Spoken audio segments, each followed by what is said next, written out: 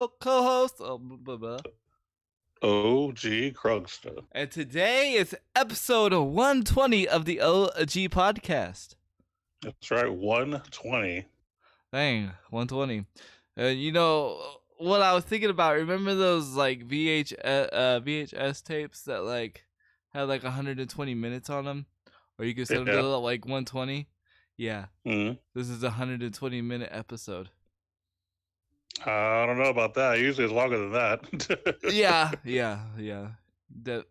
Definitely longer than that. But yeah, that's what I was thinking of. Was those back in VHS tapes. VHS tapes when you would have to go and get the blank ones and set them to like, because a lot of people didn't know you could set them to like different recording lengths. Yeah. You could set them to like 40 minutes, 60 minutes, 120 minutes. Sometimes it affected the quality as far as like how far you set it. Yeah. But it was still pretty good. I mean, that's how I had so many tapes of us playing video games, and I used to also record music videos. So yeah, I know. Yeah, definitely. And it was pretty cool. And if you wanted to record over a tape, you could really record over any tape. It was a little bit harder than a cassette tape, but you could do it just like any other thing. The only downside is the more that you recorded over something, the less the quality was. Yeah, definitely. It just started to get distorted after a while. Trust me, I did that a lot. Yeah, definitely. It's definitely you can only scrub it so long. Yo, Kuda, thank you so much for being so patient for me, man. He had an update too. What up, though, Crew Dog? How was your morning? Again, thank you so much for the love, man. Last night, I wasn't even expecting anything. Crew Dog texted me and was like, "Yo, check your Xbox messages," and I wasn't able to check it at that time, but because we were binge watching Empire. That's one of my wife's favorite shows. It's actually a really good show, and now with this TV that we have, we're able to binge watch a lot easier. Okay. Because our cable company actually sucks when it comes to on demand. Like the stuff that we want to watch on demand, like doesn't have all the episodes. Like it'll have some episodes, and then like, or if it has the episode that you want to watch, if you didn't watch it in that particular time, like it takes it away. But the TV that we have, like the smart TV we have, it actually stores like all the on demand stuff that through an app. So it's like pretty much all you have to do is like just put in your cable information or whatever, and then it unlocks the app, and then everything's there. So me and my wife were able to binge watch a show like from start to finish. Nice. Well, this season anyway. So it was pretty cool. And yeah, I have a coworker who's always talking about Empire. Like I've never seen it, but I feel like I know about it just because of her. Because every time I walk by, man, this person, and she talks about the people as if I know them. Yeah. So it's just fun. Yeah, it's actually really good. I like it because I'm a music head and I've recorded music for so long, so it's like right up my alley. It gets a little soap opera-y sometimes, but hey, so does wrestling too, so it's all good.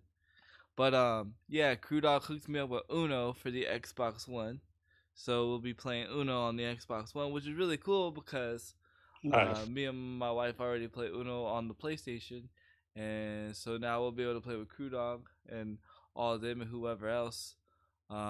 If everything goes well, we might be doing an Uno stream on Friday, which will be pretty cool. Or maybe we'll do it on Saturday, depending. So we'll see what happens. But Interesting. yeah. How was your? Oh, and again, sorry that we're late. Apparently, it's Update Wednesday. Apparently, I didn't get the memo. Everything needed an update today. Even Discord needed an update as soon as I updated my PC. So it's Update Wednesday, y'all. Update all your devices while you can. Drain that data. So anyway, how was your week? That was all right. Typical week, not too much special happening, but I did do a lot of grinding on the new RPG that I'm playing, El Chronicle.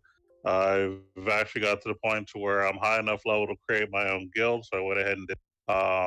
Can't do a whole lot yet as far as the guild's concerned because you have to do certain things to get a lot of the stuff that you need to unlock. Uh-huh.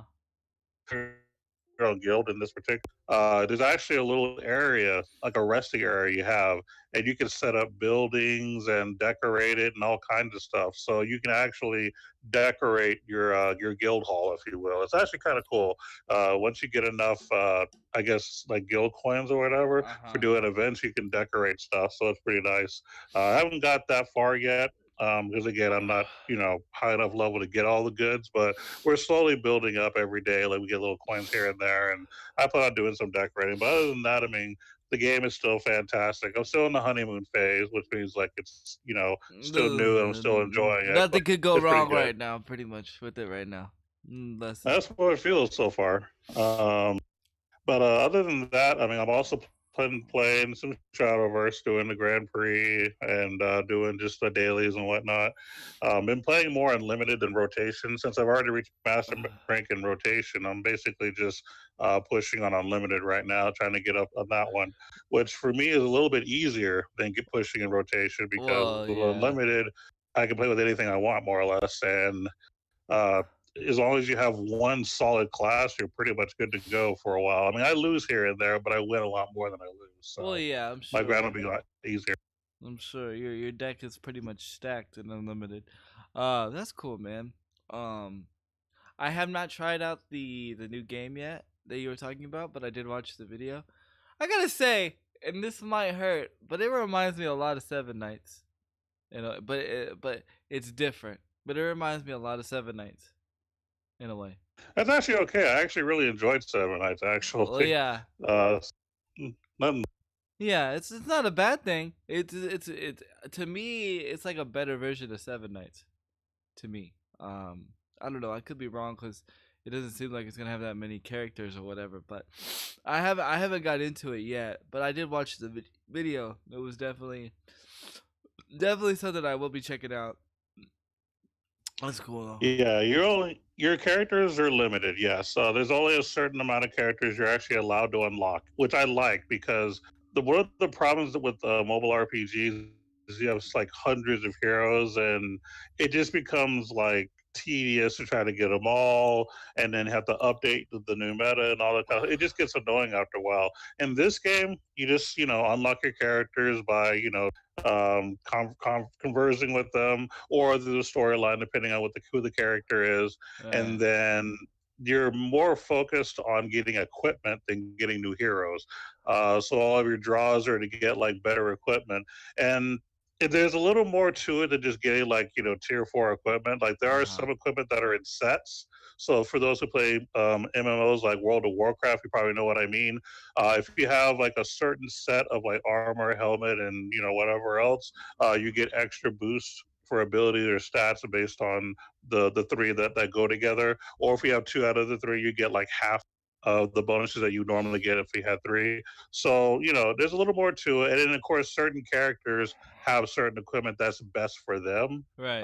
And the game is really good about showing you what you need to have, so you're not like going in blind, like I don't know what to do. Like it'll tell you, for this person, or this is the name of the set, or it tells you. So it's not super complicated. But I like the fact that the number of characters are limited because it does get tiresome to have to constantly update characters. It's kind of annoying. So yeah, I can see that.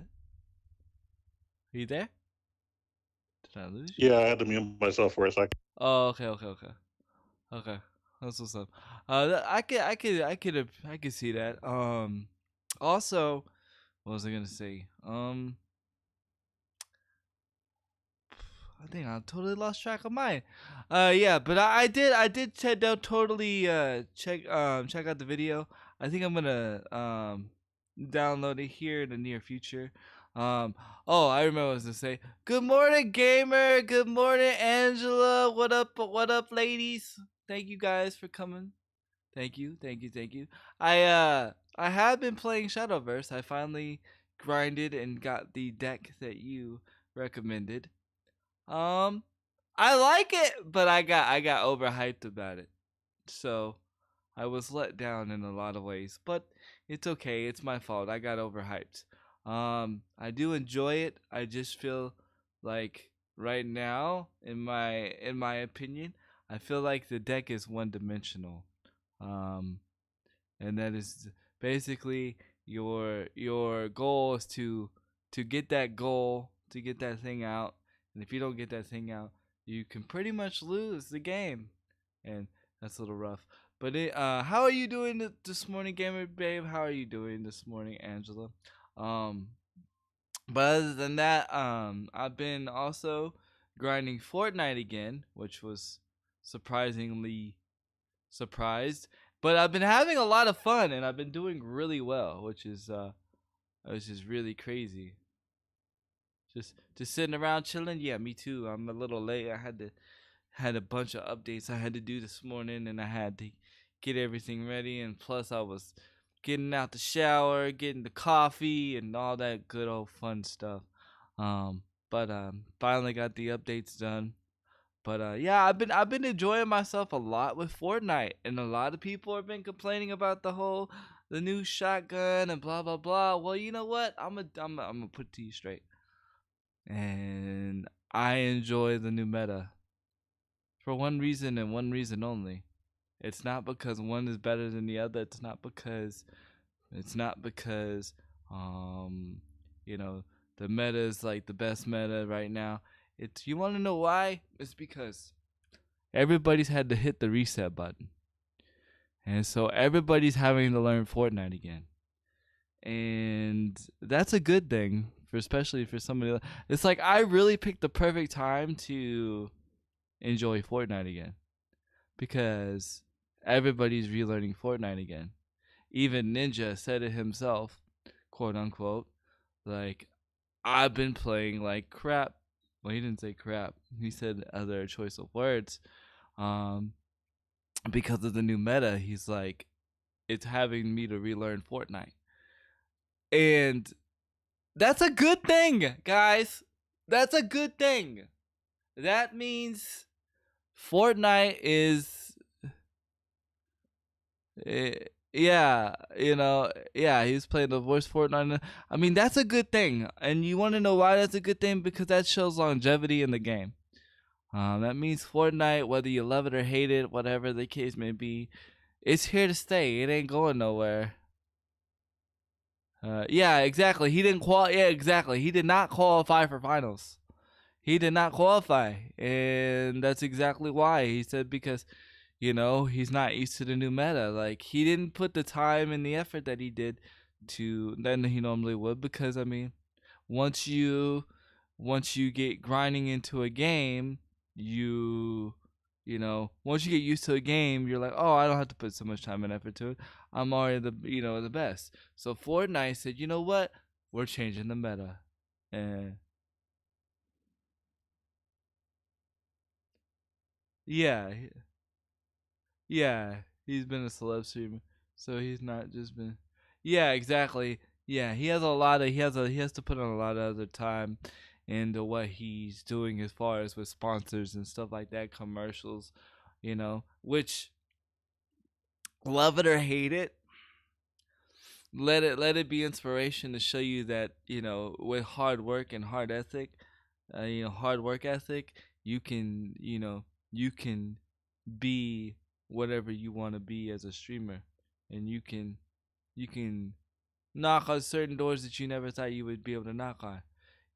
Whether you love or hate this process or not, you gotta respect the grind. You gotta respect the grind. You know what I'm saying? Like, the fact that his stuff's being sold on Walmart, that's what we need as streamers to get to be mainstreamed. You know what I'm saying? Because streaming is not gonna go to that next level until it's mainstreamed. And it goes back to what I was talking about, that professionalism. And granted, he might not be the most professional as far as professionalism, but that's opinionated. But at the same time, it's gonna pave the way. Not only not only, but he had pushed through many milestones. Yeah, exactly. And a lot of people forget, that this man has been streaming for 10 years, over 10 years. Um, and he's been through all the whole hardships of, oh well, I don't know, or losing motivation. That comes with the territory, but you got to be willing to push through it if you want it. If you want it. I mean, if you don't want it like that, then it is what it is. But if you really want it, then you got to push through those things, and you gotta do you. I don't know if we still have OG here or not. Let me. We kind of. I do. I'm still here. Okay. I don't know. You said you're muted and you had to do some stuff, so I didn't know if everything was okay. All right. So, but so I've been, but he's a person. Yes, this is like I grew up with this person. I've grew up with OG for. Grew up with like I've known him for like over 20-something years. We went to high school together. We've been, this is my homie. He like lives like basically down the street from me. Well, not down the street, about 20 minutes. So yeah.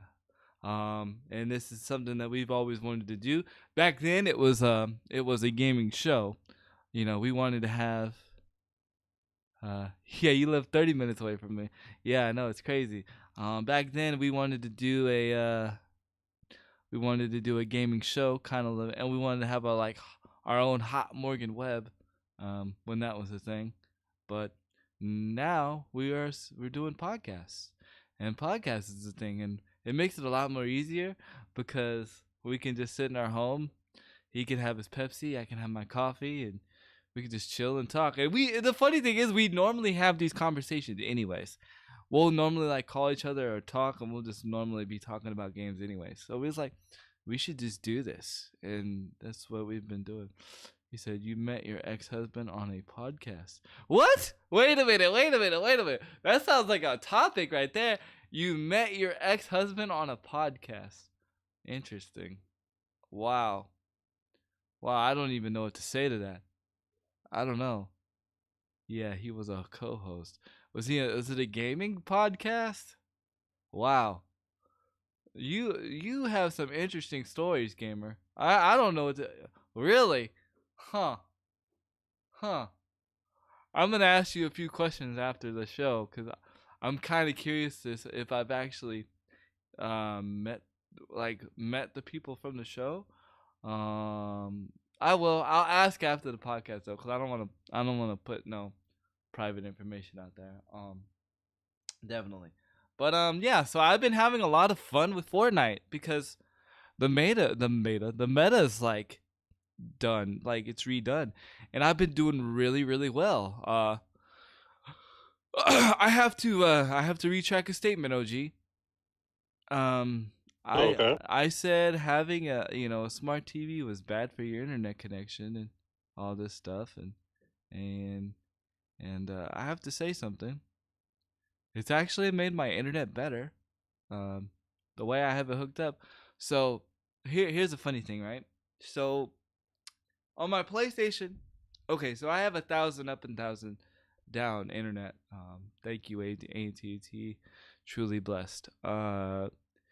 And I haven't been able to get the not even the quarter, maybe 200, maybe 100 on the PlayStation, right? So I'm like, whatever, because everybody always complains about how it's hard to get your full internet speed or at least half your internet speed on the PlayStation. So I'm like, whatever. So I go and I get this TV and I get the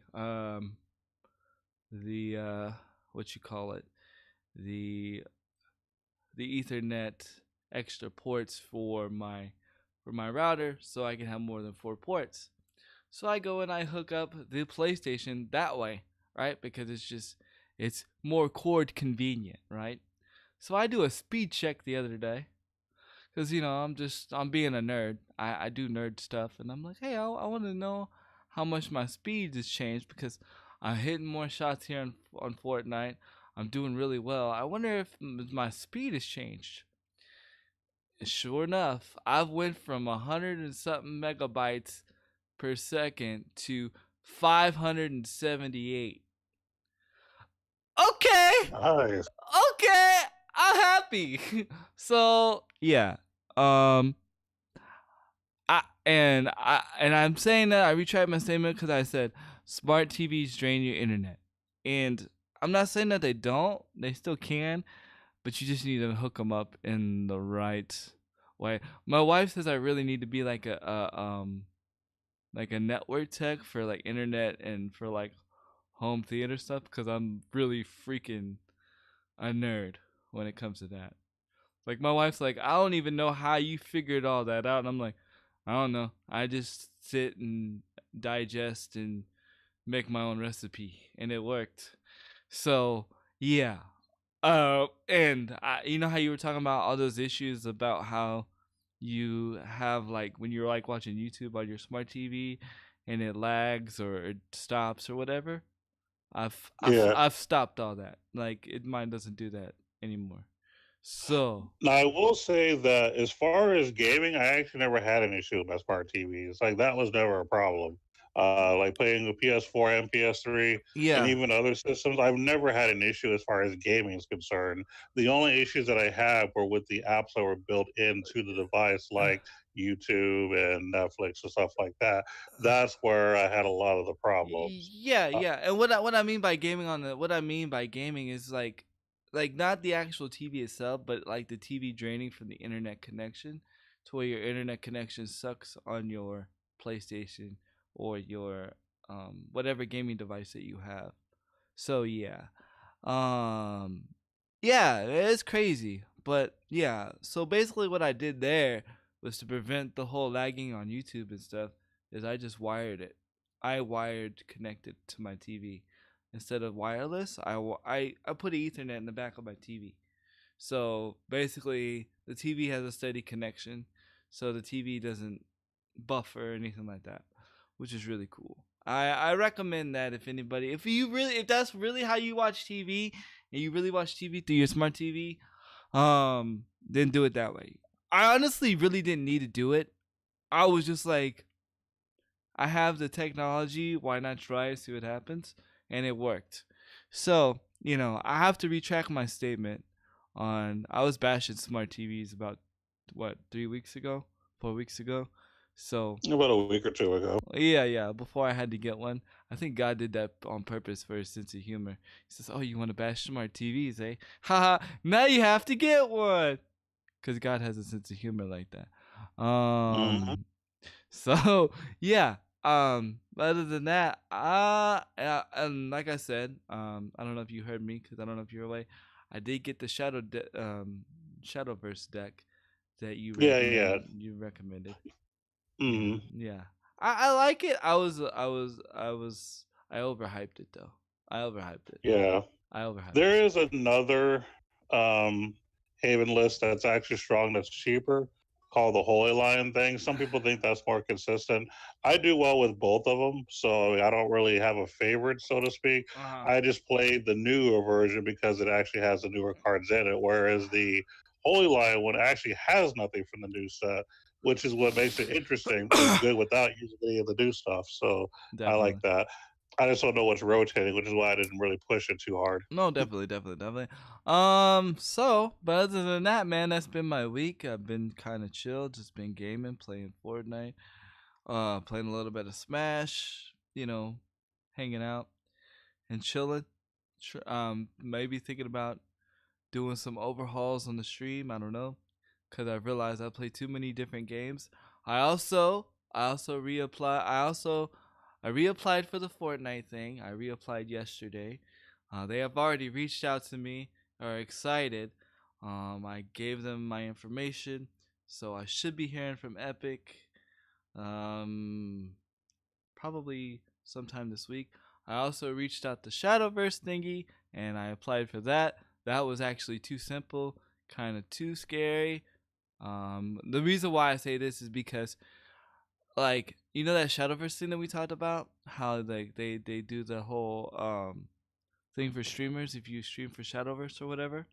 Mm-hmm. It was like too easy. It was too easy to get signed and too easy to get approved. And basically they just keep track of hours how you stream.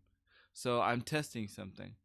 I want to see if they actually notice if I'm streaming Shadowverse or not, and if I still get the cards. Just out of curiosity. So we'll see what happens. Cause it just keeps track of hours of how many hours you streamed. So that's interesting. So we'll see. Other than that, man, that's been my week, man. It's been pretty good. Cool. Why don't you go ahead and drop us with some knowledge from college? I don't know if it's from college, but drop us some knowledge. Yeah, I'm about to say, we're not getting to college. No thanks to Career Point. Let's see. Well, we've been kind of bashing gaming movies for quite a while, so I kind of want to shine some positive light on gaming movies, because even though, Sonic's been kind of a controversial issue, what has been a pretty big hit is the movie Detective Pikachu. Which I don't understand why, but it's okay. Well, I mean, you have to understand that the whole Pokemon thing is super popular among kids, among people in their 20s and 30s who play the card games and stuff, or just anime fans in general. And I mean, that's one of Nintendo's like biggest money makers franchises they have out there. And with all the toys and the merchandise that you get, I mean, it's a hot sell, hot commodity. Yeah. But as far as the movie though, according to an article I've been reading, basically Detective Pikachu achieved the biggest opening weekend ever for a video game movie in the U.S. Really? Yeah, it's a big deal.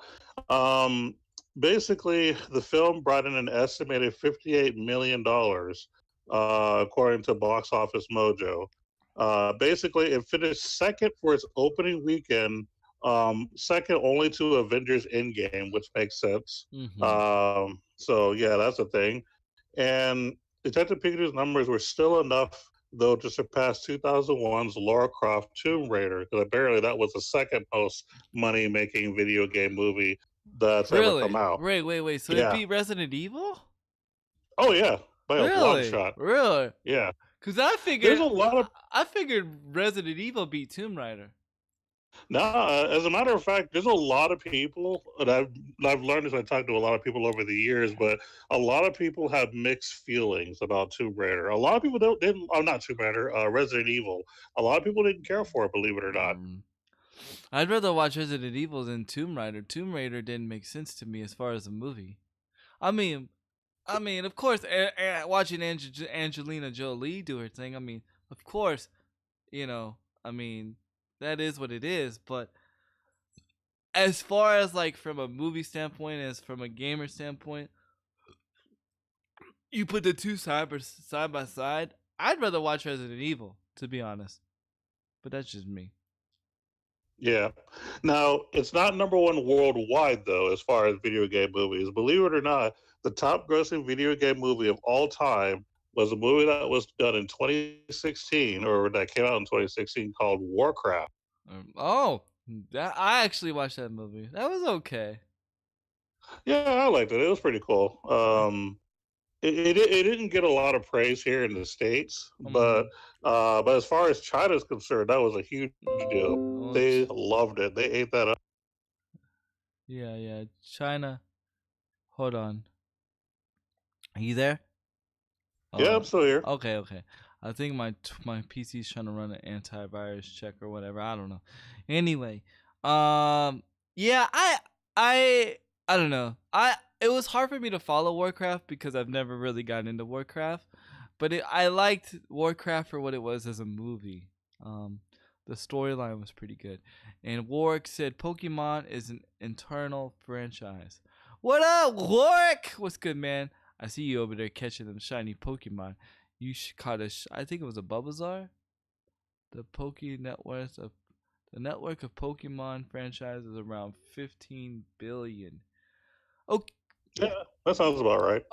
But here's my thing about the Pokemon movie. Okay, I would have much rather, as somebody that's known what Pokemon is, I much rather would have watched just a regular Pokemon movie than Detective Pikachu. I don't get the whole Detective Pikachu part. Where does that come in? I don't understand. When did Pikachu become a detective? Why is Pikachu a detective? Where does that make sense? I'm just saying. Maybe you should watch the movie and find out. I'm just saying I don't understand it, don't get it. And then where my mind royally gets messed up is when I hear Pikachu, I hear Deadpool. So yeah, my mind is just, I don't know, but that's just a personal opinion. That's not hating on the movie per se. I just don't understand the whole thing about Detective Pikachu. But yeah, and honestly, you really don't need to. This is just a fun movie that they're just doing a new spin on. That's really what it boils down to. They're just trying to be different, and it was very successful. Oh, Warwick with the facts. He says there is a spinoff in the Pokemon games with that detective theme, with the detective thing. Pokemon Go, aren't you kind of a detective finding things? Maybe that's where they're. Maybe that's where. I mean, I guess, but the thing is Pikachu's not the one finding it. It's technically Ash, the trainer. So, yeah, I mean, I could see both points, but well, Pikachu is assisting Ash at the same time. I mean, if you've ever actually watched the anime, which I'm not sure if you have or not, but a lot of times, like Pikachu's always out there with Ash. You know what I mean? Like helping him out. I have back in the day, like when we were playing Yu-Gi-Oh. But I haven't recently. Uh, but back when we were playing Yu-Gi-Oh, yes. That was a long time ago. By the way, Chad. We was like, I don't know. Teenagers. We were teenagers. We were young, dumb, and yeah. I won't finish the rest. Uh, but definitely, like, I don't know. I guess so. I guess I see the point. But still, I just thought it was a little weird. Full of fun. There you go. Yeah, I mean that's cool though. So the number one movie all over the world is still like World of Warcraft. That's crazy. Yeah, as far as like in the world, number one is World of Warcraft. But as far as in the United States, it's actually Detective Pikachu. So shout out to Detective Pikachu for being very successful, especially here in the States. Watch Sonic blow people's minds. I don't even want to talk about that because I've actually seen lots of articles, really just unhealthy stuff about. I tried not to talk about it because I was trying to say something positive about movie. Okay, so I've been ignoring it for the plague. Well, I'm gonna say this: of course you are. CEO of Able Gamers was like kind of like on the same page that we were last week about how like that we don't understand the artist's expression, and it's not right for us to basically judge that artist's expression.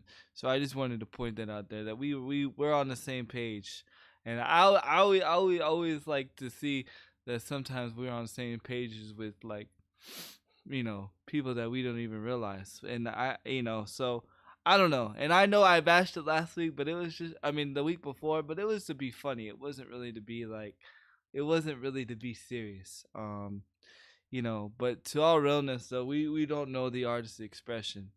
So I will go to say that. But I got to talk about the major topic already because I've been burning to talk about it. And you said you missed it. So I definitely I got to tell you this, buddy. Are you sitting down? Okay. Are you sitting down? Yep. I'm reclined. Do you have a Pepsi in hand? I actually just finished it. Okay, well you need to go get another Pepsi in hand for this. Because you missed something great. Okay. Are you ready? Go ahead. Final Fantasy VII Remake is finally being released. There's the trailer. Really? It was announced during the PlayStation whatever thingy. State of Games thing. Yes, it was the last thing they announced. More is going to be released in June. Probably for E3. Yeah, no, because PlayStation is not going to be in E3. Remember? Oh right. Yeah, yeah. So it's a thing. A trailer's out and everything. Barrick's got a voice. Barrick's got a voice. Uh-oh. Sound like a preacher, but it's okay. It's okay. It's okay. It's a thing. I can kind of imagine what his voice would be like, but yeah, I'll have to look for that trailer then. I will send it to you. I figured you've already seen it. No, I haven't really been keeping up with FF7 remake at all. Yeah, it's actually coming. Wow, I'm surprised. Did it have any kind of a potential year? No, but it's I'm thinking it's coming this year, or if not, early 2020. So they didn't really say when it's coming out. It just had a trailer.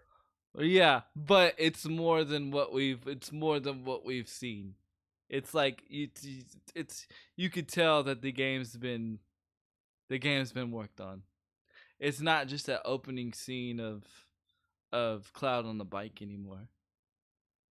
Okay. I'll check it out for sure. And it's gameplay, and I think there's some gameplay. Nice. He says, think it has the same schedule release as Crackdown 3. What do you mean Crackdown 3's been released? Funny guy. I played Crackdown 3 already. Well,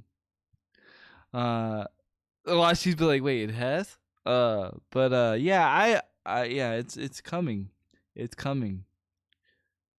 OG, and I'm really excited. That was the only thing. Like, other than that, like, I was actually disappointed with the whole PlayStation presentation, because they tried to do the whole Nintendo thing. Oh yeah. You mean the timing they had? Yeah, definitely. Yeah, like there's like no other games that I was like, woohoo, I'm excited. Other than I was like really disappointed until I saw Final Fantasy VII remake. Okay. And I was like, oh my god, it's coming! I'm totally throwing my money at the screen when that game comes. I don't even care. I don't care if I gotta throw them. You guys are probably gonna have to watch me play that game for like 2 days. I'm sorry, but you don't understand what this game. This game has sentimental meaning to me. Like, me and OG and my other friend, Chris, would literally sit here and play this game hours upon hours upon hours. And it's a 1-player game, so we would just sit there and watch each other play it. And we would try all these different things, breeding kokobo's, kookaboos, chocobos, however you want to call it. But yeah, so it was the Final Fantasy that got me into Final Fantasy. So yeah, and it was the Final Fantasy that got you to buy a PlayStation, that I might add. So. Oh yeah, because it was the first one that came out for PlayStation. Yeah. Yeah. Yep. And I remember I accidentally had it. I wasn't even look. So this is the funny thing. I didn't know nothing about Final Fantasy, right? Didn't know nothing about it. Didn't know what I was doing. My mom would like just go to pawn shops and just like randomly buy me games, right? And my mom bought me this game simply because it had 3 discs. And she's like, this game's going to keep you busy. She's like, I don't know what it is, but it's 3 discs long. And so you better play it. Yeah, so you better play it. You better enjoy it. And I was like, okay. And I put it in, and I was like, this game's amazing. And then I asked Dwight to come over. He's like, oh yeah, that's Final Fantasy VII. And he's like, it's supposed to be a great game. And then he got sucked in, and then he went and got a PlayStation and got the game. And yeah, that's when you could actually buy the game for like $60 or $40, however much the games were back then. Now I don't know about now, but back for a while it was hard. It's hard to get the hard copy to Final Fantasy VII, but man, that was I was truly blown away. Like, that was like the first RPG that like really sucked me in. And then the second one was Xenogears. I like that series too.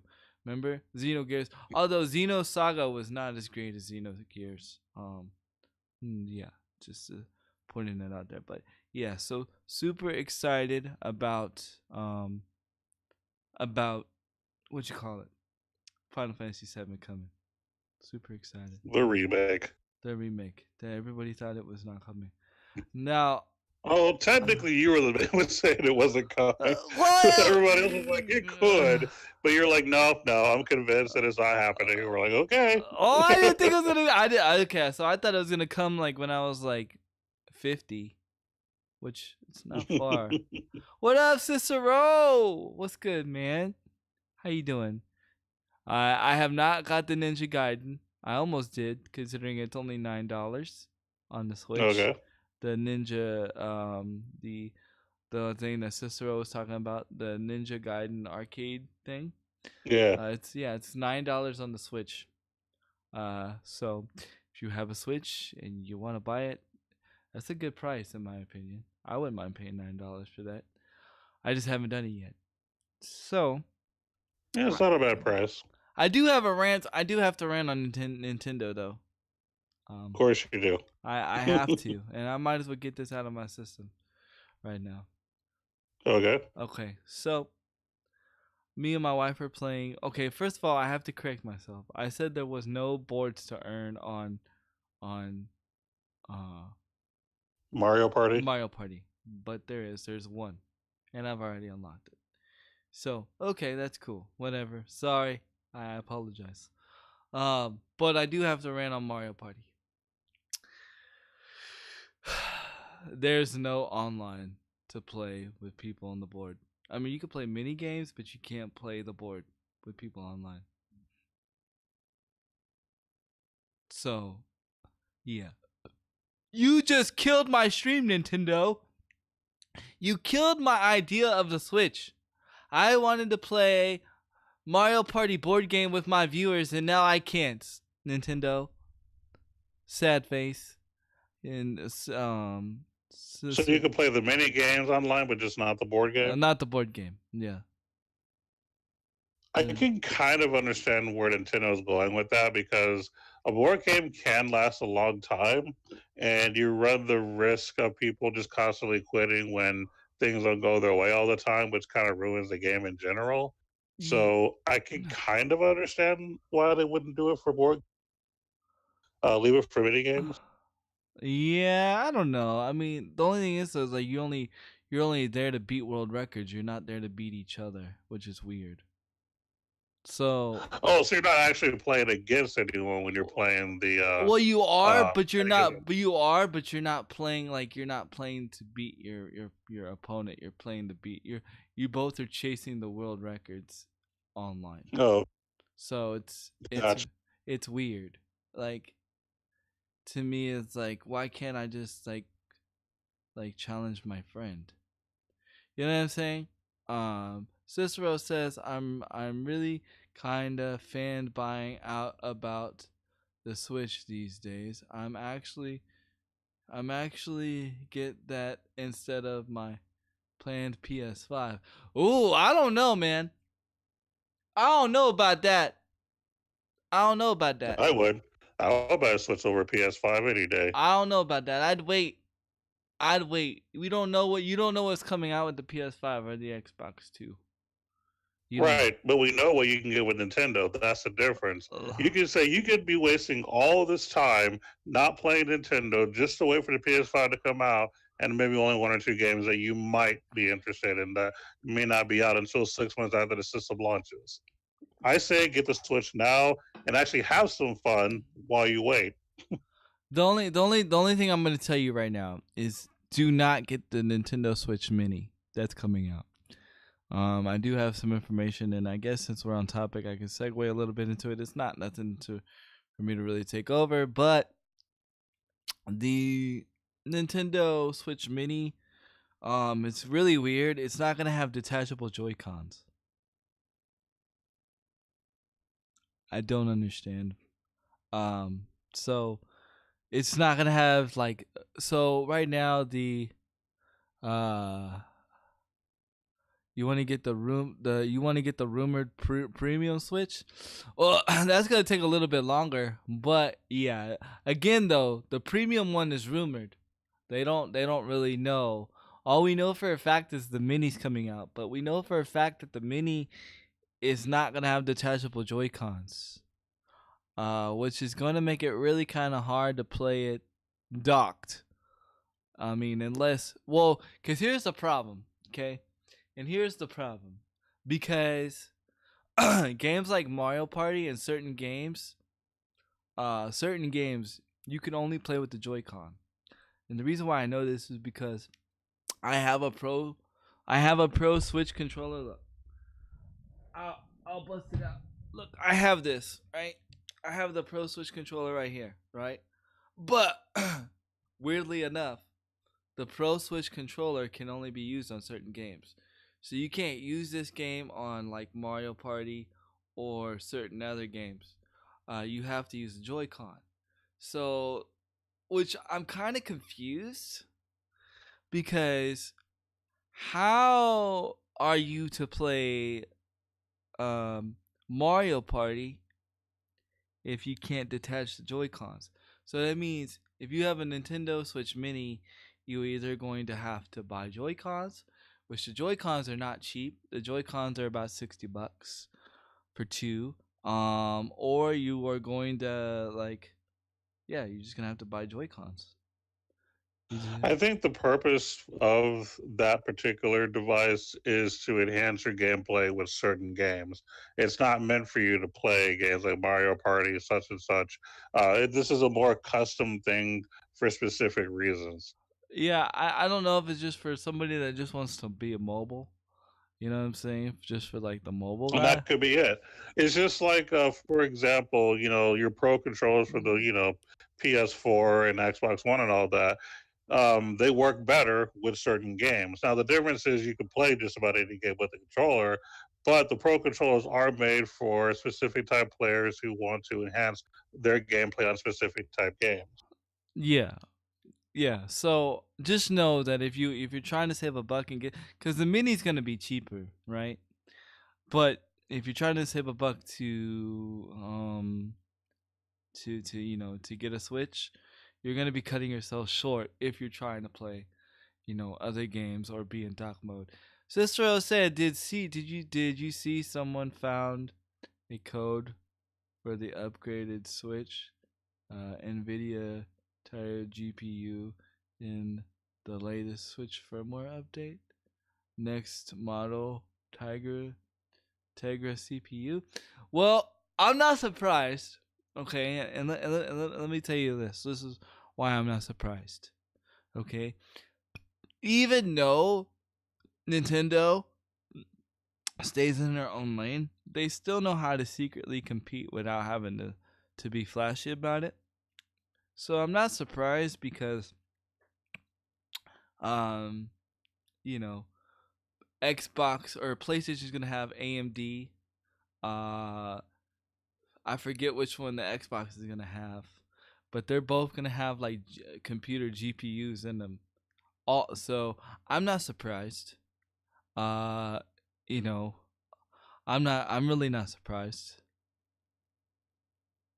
Oh, Xbox will have AMD as well. Okay, so yeah, I'm not surprised. But again, the difference between Nintendo 64, the difference between Nintendo and Xbox is Xbox and PlayStation, they have to announce it like that they're gonna have this stuff. Nintendo, they don't have to, because they let their games do the talking. You know what I mean? Which is kind of weird to say, but it's true. Both next gen PS, Xbox, and PS will have AMD GPUs and GPUs officially. Yeah, I know. So, yeah, I'm not surprised, because I mean, at the end of the day, I mean, Nintendo still want to compete. You know, I'm not shocked. To be honest with you, I don't to be real, I could see a Snapdragon. I think like the Snapdragons would be something more suitable for the Switch. And if y'all don't know what Snapdragons is, Snapdragons are like the processors that are in the phones. And like, because, phones, these babies right here are like little mini computers. I'm not even playing. And so, I am a little surprised that they're going the Tegra route, but I could see something more like Snapdragons. And Snapdragons are more expensive though. Yeah, but we're talking about the premium Switch though. I mean, we already know the premium Switch is going to be more expensive. Cicero says Nintendo is strong to bring back a feeling of what a video game is supposed to be, fun, not frustrating. LOL. They are kicking butt right now. Agreed. Snapdragon, yeah, I read that part. Snapdragon is more expensive. So, I mean, I don't know. It's a little crazy. So, we'll see what happens with Nintendo. I'm perfectly fine with my Switch. I don't think I'm going to be upgrading my Switch anytime soon. I'm not really worried about being in 1080p or whatever the case may be. I'm fine with 720p. Everything runs well. I don't play the Zelda games. I don't play Saints Row. I don't play anything like. I strictly play Switch for Smash or Super Mario. I do want to get that new Puzzle Fighter that's coming out though. In the end of May. There's a new Puzzle Fighter that's coming out for the Switch that looks really freaking cool. It's coming out May 28th. I think I want to get that. Which seems really cool. I can't think of the name right now. If one of the mods wants to look it up or whatever, feel free to look it up. But it's a puzzle fighter. And for those that don't know what a puzzle fighter is, it's basically you're like playing a game like Tetris, but at the same time, when you do your Tetris move, you actually do like moves to like beat your opponent. Speaking of Tetris, but I'm gonna let OG speak. I was a little thrown back by Tetris 99 recent update. But go ahead and OG, what else do you have for us today? Okay. You're not gonna elaborate on your Tetris 99 thing? Oh, if you want me to, I will. But because you kind of brought it up. So, are you ready for this then? Go ahead. This is to me this is like a negative thing, but I don't know. It just threw me for a loop. My wife was like, "Why not?" And I was like, "It's stupid." Tetris 99 has a season pass and DLC.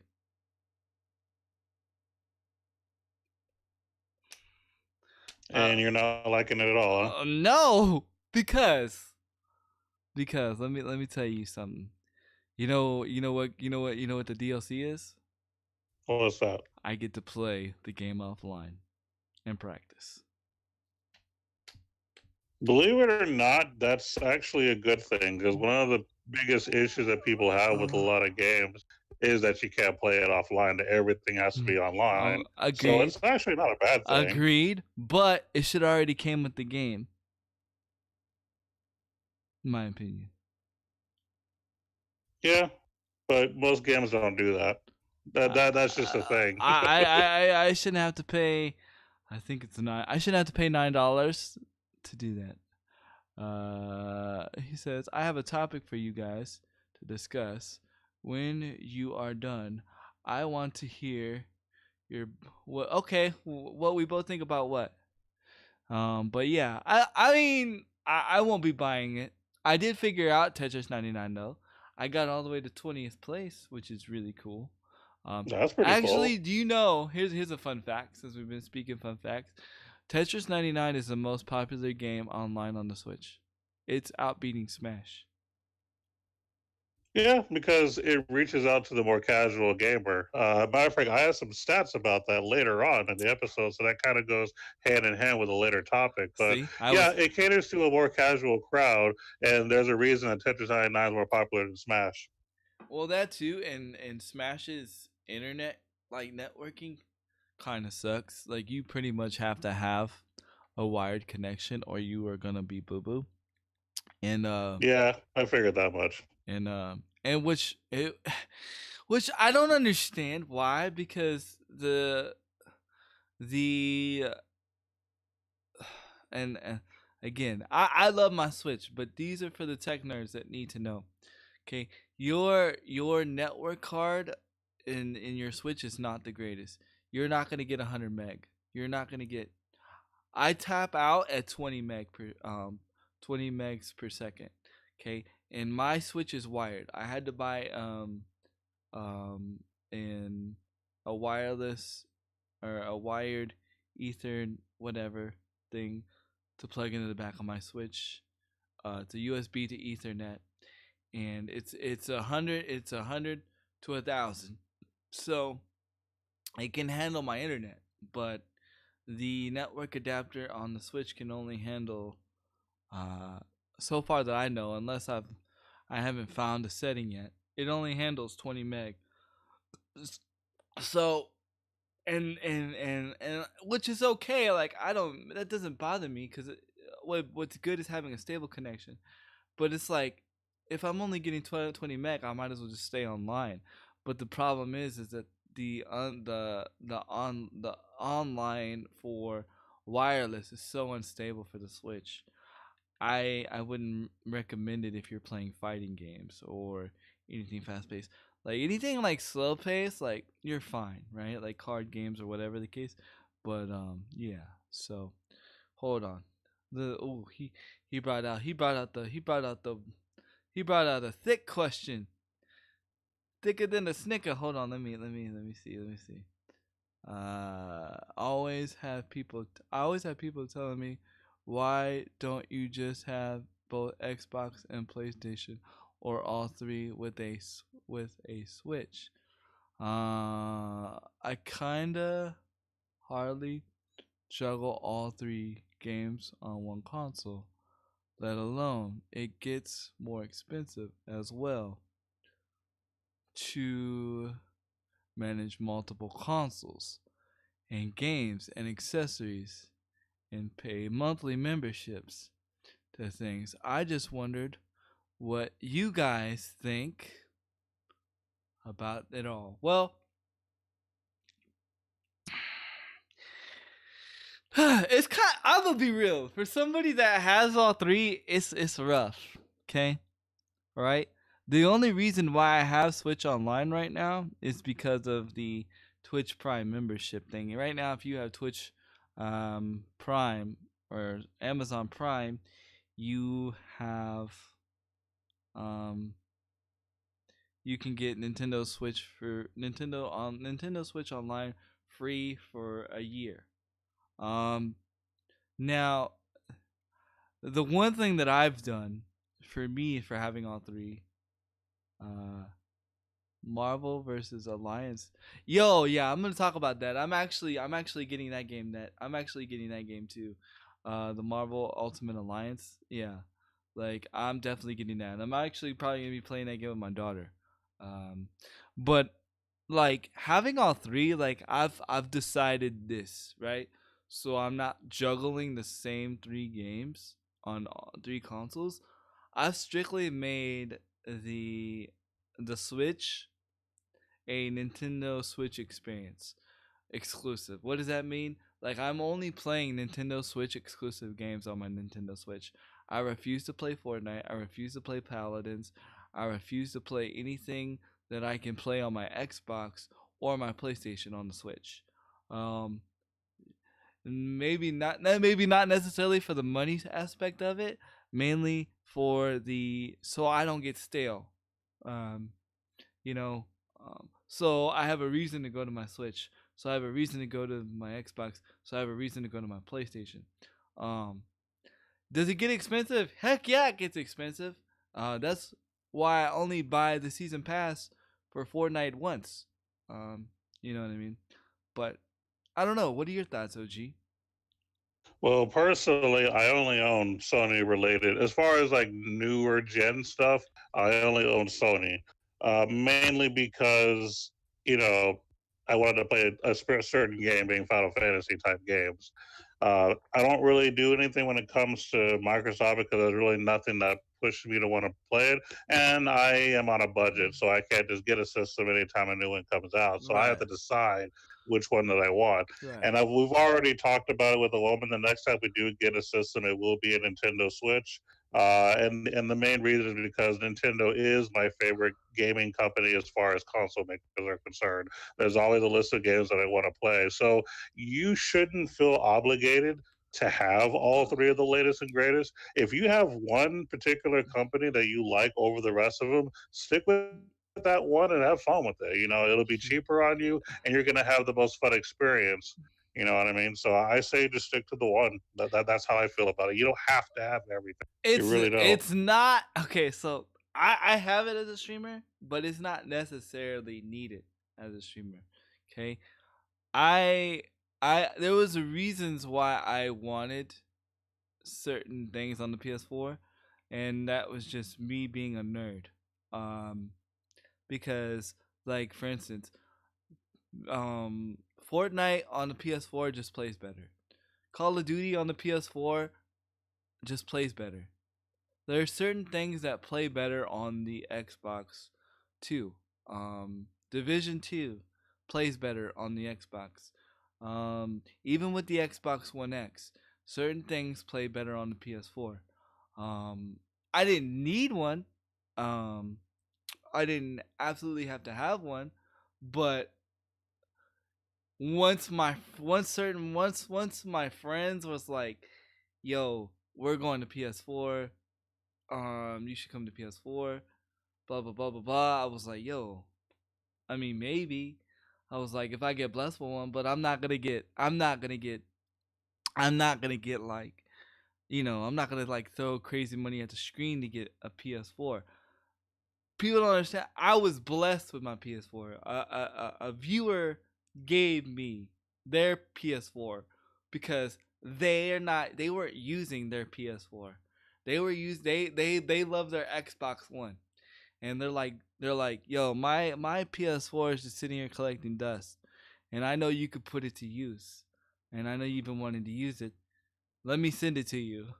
And I'm like, and so yeah, so it's like, I didn't go out and throw money at the screen to get the PS4. Now the Switch, yes, my wife did. Thanks to my wonderful wife. My wife is a blessing also, but I don't, but there was games I really wanted. She knew how much I wanted the Switch. Something that should drive you to get a system is the games you want to play, because think about it. And Crew Dog's woman said this: if you're using it every day, then you're getting your money's worth out of it. So why buy something if you're not really going to spend time on it? Because you're not investing your time on it. Go ahead. No, I was just really just going to agree.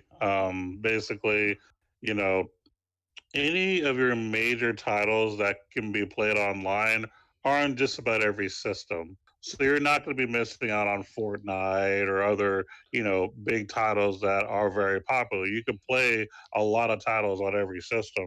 The main thing is to find the system that has the exclusives you like the most. And that's what it boils down to. Right. See, so this is what I will do. This is exactly what I will do. I will keep the Switch, no doubt. The Switch is staying. But when the PS5 or the PS3 come out, this is what I'm going to do. And this is how I do all my systems. This is how I upgrade to each system each year.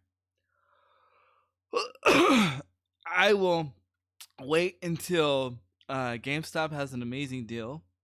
And, some people say it's amazing. Some people say it's not. Whatever.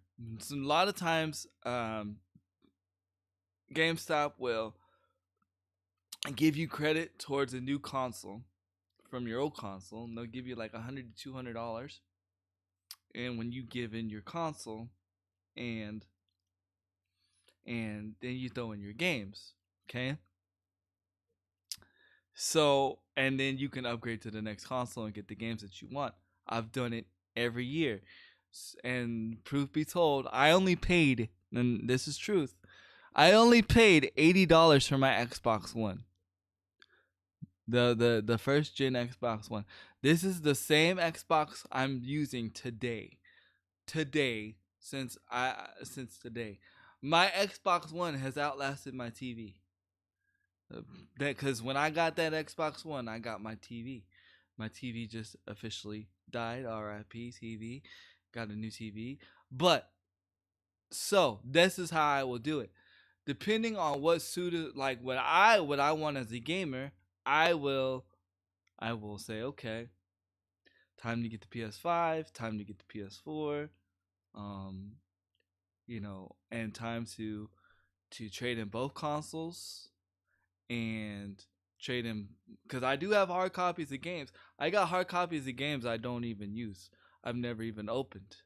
And I will trade towards them, and that's specifically why I buy hard copies sometimes for games. If I know that, like GTA 5, like GTA 5 is always going to be worth something, because GTA 5 is still one of the best.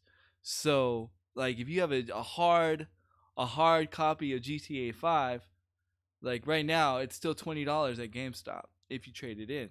So I have a hard copy of GTA 5 on the Xbox. So when the time comes to upgrade, like I'm gonna use that, and then they'll put. And most of the time when they do the upgrade thing, they do 50% towards the upgrade of the game. So they'll add another 50% on top of the game that you trade. So you just gotta, like, I don't know. I'm always planning ahead. You know what I'm saying? So how I will do it is I will, whatever system that I want, that I think that's gonna suit me well for the time being, is I will take both systems, trade the games, and see what happens and get that system. And he said, been three generations of Xbox, had to replace a lot of them for defects. And I understand, but you have to understand too, that could just be, I don't know how your setup is, but it could just be your setup. I've had this Xbox One for over 6 years. I haven't had to replace on a darn thing on it. It's kind of crazy. But I have my system well ventilated. I don't have it in a confined, like, itty bitty space. Like I've dealt with so much with. I understand that even though that these machines are not alive, you got to treat them like living, breathing organisms, right? So you have to make sure that everything is breathing. You have to make sure, everything is, straight,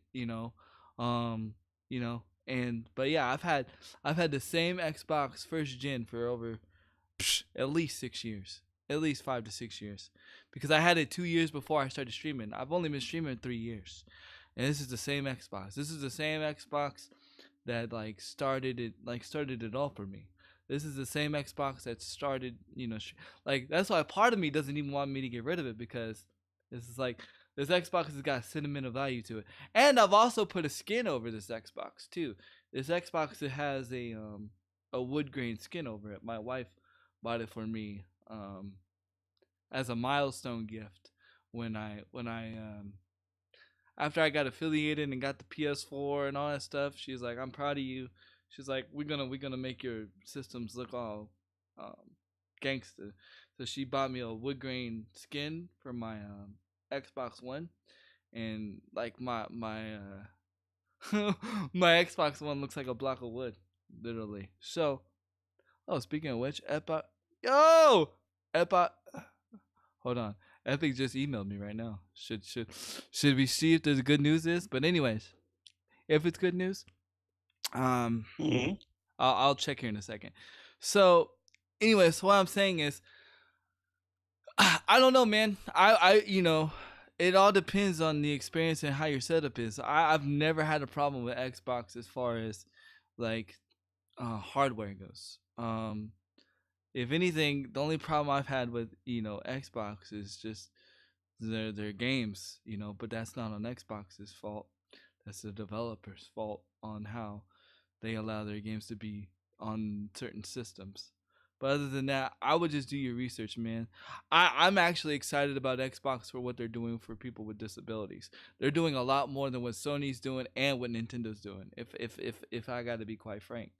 So other than that, that's how I feel about it. Yeah. Just go for what you love, man. Go for what you love. Yeah, and don't feel forced to have all three because you don't have. Just pick the one you like the most and stick with it. Yep, definitely. Go ahead, OG. I'm gonna look at. I do have some Nintendo / Tencent related stuff to go over just real quick though. Please tell me PUBG Mobile's coming to Switch, please. Go ahead. Wait, I lost you again. Why? Really? What happened? Basically, remember how we reported that Nintendo and Tencent are working on putting the Switch over to China? Yeah. Well, apparently it's rumored that the Switch might not be coming until sometime around March 2020, possibly later. Because of the regulations over in China, Tencent is right now. I'm trying to see how they worded it. They're having a game console review, basically trying to check if the Switch, if you will, or modified to the point to where it'll be. You're cutting in and out, man, like a lot. Are you wired right now? 1 second.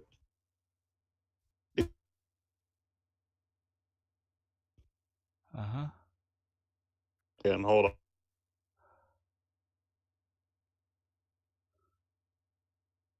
Give me 1 second, guys. I'm actually reading this email right now. Maybe not. Yeah, okay, I can hear you now. Okay, cool.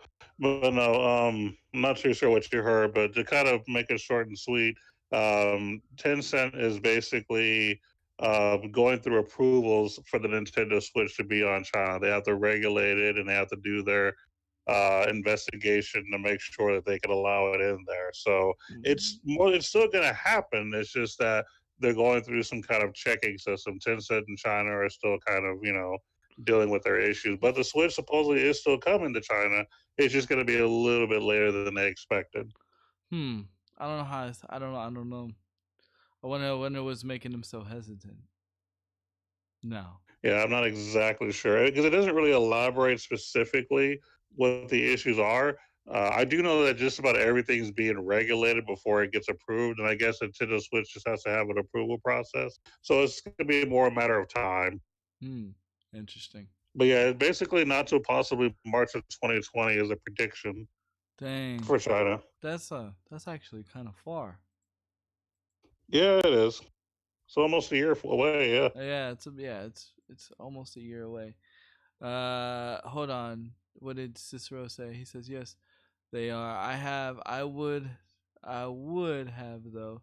Nintendo would have done more for people with disabilities. What?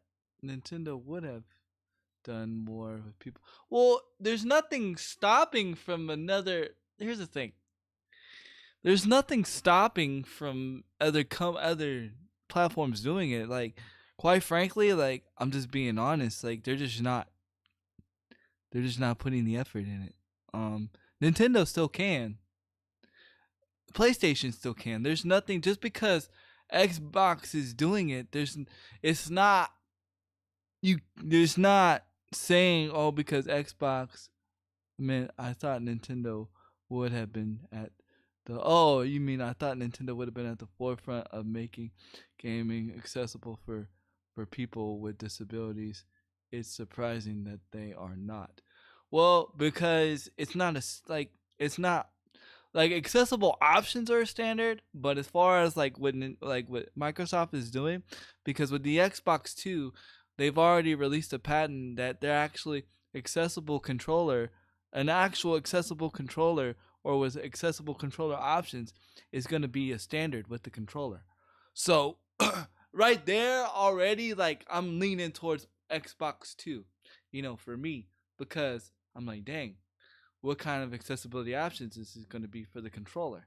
And it could even be like an because do y'all realize, and this is coming from somebody that, works at Able Gamers, do y'all realize that sometimes the only accessible controller a person needs is the Xbox Elite controller? Like, a lot of the recipients that Able Gamers helps out with, a lot of the times they just need an Xbox Elite controller. And so, Able Gamers will give them an Xbox Elite controller. Because the Xbox Elite controller is perfect, because the Xbox Elite controller has all the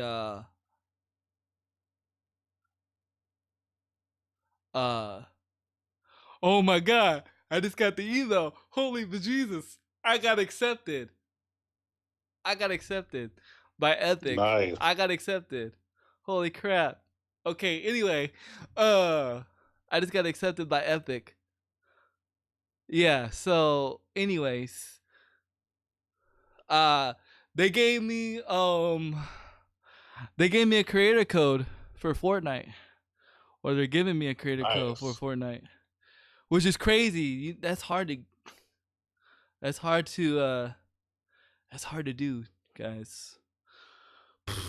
Anyway, I didn't read the email fully all the way. It just says congratulations, accepted, something. So I have to dark side. Yeah, I haven't read it fully. I mean, it could be somewhat negative at the end, but I hope not. Anyways, so I'll actually read it here in a second. Sorry, I'm distracted. But yeah, so I the fact that Microsoft is doing that, like, is really freaking cool, because even though, like, okay, so, all right, even though Scuf can do the same thing,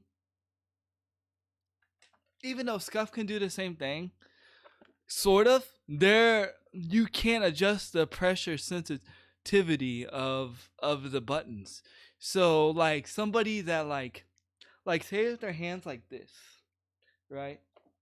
Say if their hands like this. Like, these used to be my hands. I used to not be able to open my hands like this. It's because of gaming I could open my hands like this. But there's some people that didn't get, like, this is why I want to write a book. One day I'm going to write a book about cerebral palsy and how to overcome it and how I could have overcame it more if I would have known what I know. Did anybody know that cerebral palsy is completely reverse? You can completely reverse the effects of cerebral palsy all the way up to the age of 8. Once after the age of 8, it is unreversible, supposedly. But anyway, this is why I was able to get as far as I got. But if I would have known what I know then, what I know now, back then, I could have been fully reversed. But anyways, my hands were like this. So anybody's hands are like this or whatever, due to cerebral palsy or due to whatever disability they have, whether they be paralyzed or whatever the case may be, a lot of times their hands they could just barely go like this, right? So what the Xbox Elite controller does is you can adjust the sensitivity to where you barely press the button and it acts like a full press. The Scuf can't do that. You can't do that with a Scuf. You can't do that with a lot of these quote-unquote controllers that are out there. Now, this is exactly why I want to test out the new Astro CR40, because the Astro CR40 is the only PlayStation controller that's out for PlayStation right now that can do that. But again, it didn't come from PlayStation. It came from Astro. So I want to see, honestly, I tweeted it wrong now that I think about it. I should compare the Xbox Elite controller to the Astro CR40. But I don't have either controller. So I can't. I would love to test them both out and put them on YouTube and be like, yo, um, uh, yeah, too bad you can't contact Astro. I've contacted them. I tweeted at them. Now my next step will be I'll email them. I'm crazy. I don't care. I will email. I will email. I won't be like, yo, give me your controller. Like I will, be professional about it, but I'm not I'm not afraid to email somebody and try to get a hold of somebody. How do you think I got a hold of Able Gamers? It was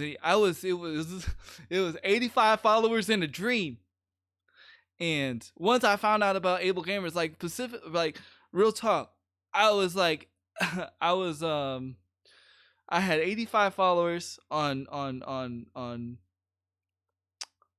I not that the followers not that the followers mattered, but I'm saying this because a lot of people think you have to have a lot of numbers before people will pay attention to you.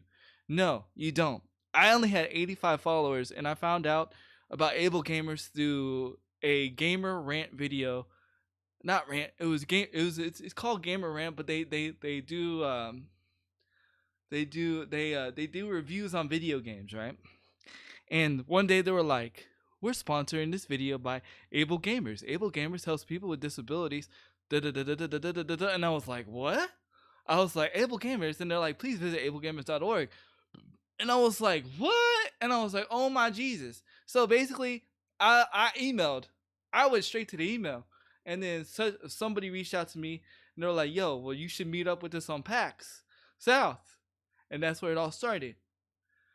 you gotta step out and just do, and so don't let your situation stop you from what you want to do, and so he said my wife actually emailed the companies about my music. You may actually get response, and it doesn't hurt. Yeah, it doesn't hurt to try. It really doesn't hurt to try.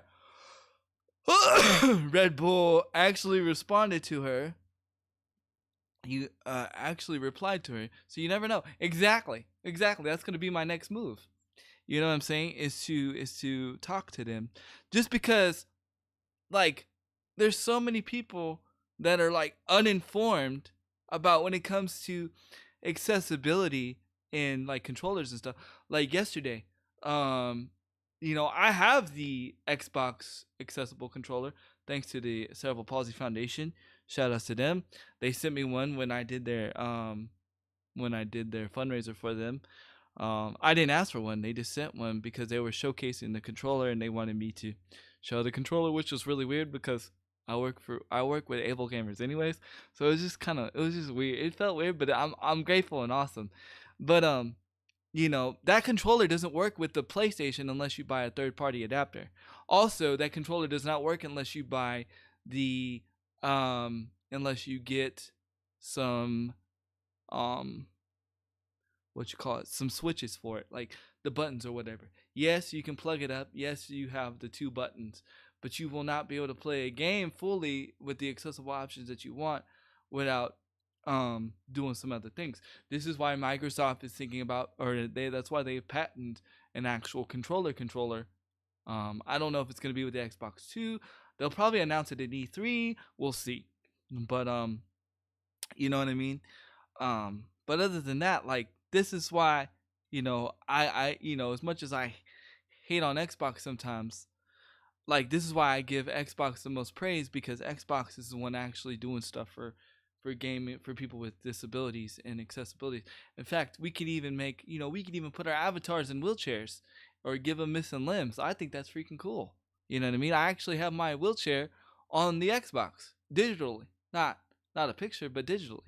So I think that's really cool. But yeah. So anyway, sorry, OG. Go ahead, man. I've talked too much. Yeah, that's one thing I always say about Handy. He loves to talk. But at least that's my boy, though. But at least I'm not talking about stupid stuff, though. You know what I'm saying? That's true. Yeah. That's absolutely true. All right. So let me see. So I still got a few things I want to kind of throw up. So I'm going to throw something, a little bit of a curveball. Okay, go ahead. Throw the curveball. Even though Monopoly lawsuits. What? Monopoly lawsuits? Yes, I'll say it again. U.S. Supreme Court declares Apple can face monopoly lawsuit. Oh yeah, I heard of. I watched a video yesterday on this. Yeah, no, I don't have all the details about it, but basically, there are 4 App Store users that are filing a lawsuit against them, claiming that the firm has unlawfully monopolized the mobile market for iPhone apps. And it more goes to the fact that Apple collects a big, like, I think 30% of the profit, I think, for every sale, on top of annual fees, to publish apps on the App Store. Basically, app or developers are making less, is what I'm assuming, because of the fact that Apple is constantly making money off of the developers, regardless of how much the actual games make. Oh wow. So but there's more to it. Like I said, I don't understand the full thing. There's a bunch of legal terms that I don't understand. But to kind of put it simple, Apple's in a lot of trouble because there was, people have been fighting Apple for a while and they've been kind of dismissing it. But now the Supreme Court is starting to back up the decision to allow people to sue for certain things, depending on what it is. Um, Basically, it's the case called Apple versus Pepper. That's what the lawsuit is called. And there's a lot of going back and forth, but basically, excuse me. You're fine. I'm trying to see if it gets kind of the most important stuff here. The U.S. Supreme Court has now backed the decision made by the Ninth Circuit Court of Appeals, which had overturned a previous ruling in Apple's favor, meaning that App Store users can file claims against Apple over the issue. A final decision regarding the Apple versus Pepper lawsuit will now continue in lower court. So basically, they're still in process and it's still an ongoing fight here. But yeah, this is kind of bad timing for them because they're going to be releasing the Apple Arcade, and if this lawsuit's hit, they're going to be losing a lot of money, and they may have to restructure how they do things. Well, I don't know if it was bad timing or on time. Now let me explain this, because whoever had that knowledge or whoever was thinking about that knowledge, they knew. They've had the knowledge of this for a long time. They just knew when to strike, and right now is the right time to strike. I almost guarantee you that the person that filed the lawsuit is in somehow, in relationship, either knows somebody with Stadia or knows something. You know what I'm saying? Because Apple been doing this for a long time, homie. Apple been doing this for a minute, and now all of a sudden with Stadia coming and all this other stuff coming, now all of a sudden they just gonna do it? Nah. You know what I'm saying? Somebody feeding somebody. Somebody eating somewhere. I'm just saying. Well, see, this has been an ongoing battle for a while. This was stuff that started way before Stadia was even a thought. It's just that now it's starting to be, the court is finally starting to push against Apple instead of defending Apple, is where the difference is right now. Another thing that they were hitting on is that basically there's no direct competition within the iOS ecosystem, which means that basically Apple could charge higher competitive prices, the cost of developers and revenue shares it takes, plus fees that it charges. So, well, yeah, I mean that's kind of true, because like on the Google Play Store side, you don't have to download the app from the Google Play Store. You can download the APK or other stuff. There's other ways to download apps. Facebook, whatever the case may be. Where it's you can get it for free. I don't recommend downloading APKs unless you know what you're doing. Me, I've done both. I've messed up my phone with APKs, not this one, but just playing around with APKs. I've crashed the phone, stuff like that. I don't know. I'm just saying, with the whole iPhone arcade thing or with Apple Arcade coming out, it just seems too much of a coincidence for me. You know what I'm saying? You know what I'm saying? Because I understand that. because it seemed like to me like they know that like Apple can monopolize the market right now, and especially if Apple Arcade come out and it's a hit, you know what I'm saying? Which I don't think it is going to be, but we're in totally different generations than most. So even if it was, it probably wouldn't appeal to us anyway. So like you ain't never gonna get me to switch to an Apple. You know what I mean? But I don't know. Like I just feel that, somebody knew something and they've known it for a long time and they just waited. They're like, okay, all right, now it's the time to strike. And Cicero said the game devs want a better place. I think you're trying to say a better piece of the pie before it comes out. However, devs know what Apple charges. Oh, bigger piece of the pie. However, Apple charges. Wait. Apple charges, and they still choose to publish then and agree to their terms. So it's tiny bit of hypocritical in a way. I mean, all business is hypocritical in a way. All business is double standard. Like when you reach to that higher corporate whatever nonsense technical bull, it don't matter you in the music business, it don't matter you in the movie business, it don't matter you in the gaming business, it don't matter. Like there's always gonna be a double standard. There's always gonna be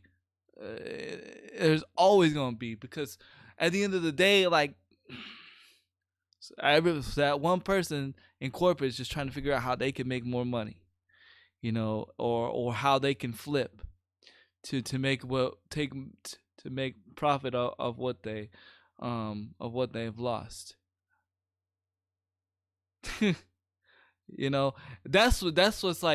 That's what shied me away. Like, and I know this is kind of off topic, but it isn't. That's what shied me away from like trying to like get famous into the music business is the corporate nonsense bull. You know what I mean? At least with streaming and I've always been gaming and stuff like that. I have more control of who I am and who my brand's gonna be. Cicero guy said when a company proposes people come out of the woodworks. Yep, wanting a piece of it. Yeah. See, yeah, totally. So, yeah, like I don't know. It's just funny. It's just funny to me, because even there's people thinking that the Apple Arcade is going to ruin console gaming. I disagree. Yeah, it's not going to affect the console gaming world. I don't think so. But they're thinking because of the whole digital content thing, like it's gonna push, But I don't know. I disagree. Me too, man. I learned the music business from people in the world, and the more I learned, the more I said to myself, I just want to make music on my own terms. So that's why I started my own publishing company and do things my own way. Yo, I didn't even know you had your own publishing company. Dang. Okay, that's what's up, though. That's dope. Yo, that's dope. That's yeah, exactly, dude. Like that's why that's why it's hard for me to, and even in the gaming stuff, that's why it's hard for me to join like a group, right? Or to be under an org. You know what I'm saying? Because I want to do me. Like if I want to go and hang out with OG all day and make content with OG all day, I'm just using OG as an example. I'm gonna do that. I'm gonna go where my heart feels, right? Like I can't play by somebody else's rules as far as like what they think is best for me and for my brand, because I feel like I know what's best for me and my brand, my heart. You know what I'm saying? My heart and my intuition is what got me this far in the first place. So why am I gonna join something and then take that ability away from me and listen to somebody else? You know what I'm saying? So it's very hard for me to be like, I don't know, but totally, I don't know if that makes sense to anybody, but because I've been in and out of orgs before, and I've learned a harsh lesson that when you join their org, they want you to do specific things, and you have to respect it. Like you can't join an org and be like, well, no, I'm gonna do it my way. And then they're like, well, then why the heck did you join the org then? Like, if you're not gonna be, and it makes sense. And then I just realized, like, when it comes to like doing this, when it comes to doing Handy Kill Cam's a free bird. You know what I'm saying? Handy Kill Cam is gonna do what he feels that is in his heart. He's gonna do. He's gonna support what what he feels like he wants to support, and what God shows him, he's gonna go do. You know what I'm saying? Like me, like I might go give, like I might go. You never know. One day I might, get like crazy, famous. One day I might say, you know what? I'm gonna go give this homeless guy like $5,000. But guess what? I'm not gonna do it for clout. I'm not gonna make a video of it. I'm not gonna do any of it. I'm just gonna go do it. You know what I'm saying? That's the whole, like, I don't know, man. It's crazy. It's crazy, but I'm not doing it. I'm not doing this for publicity. I'm doing this from my heart. You know what I'm saying? And sometimes when you get under somebody, when you get under somebody else's idea, they try to take your idea and make it their own idea, and they try to make it seem like it's what's best for them, for your idea. And it's like, no, bro, this is Handy Kill Cam. You can't. Handy Kill Cam is doing what he feels, and you can't lock that down. So I feel like that's why people are just trying to, like, just they want a piece of it because they want to be able to make their own profit and their own money from it. And it's the same concept. Cicero says, I was with them for 3 years. They don't understand. I don't have time to juggle in it all of the structure. And that's right, Crew Dog. I do this to show people who I am, where I come from, and inspire others. Same. Nor not for the money and not for fame, not to be, business like some teach. Yeah, like I don't mind if it happens. Like, if it happens, like, let's go.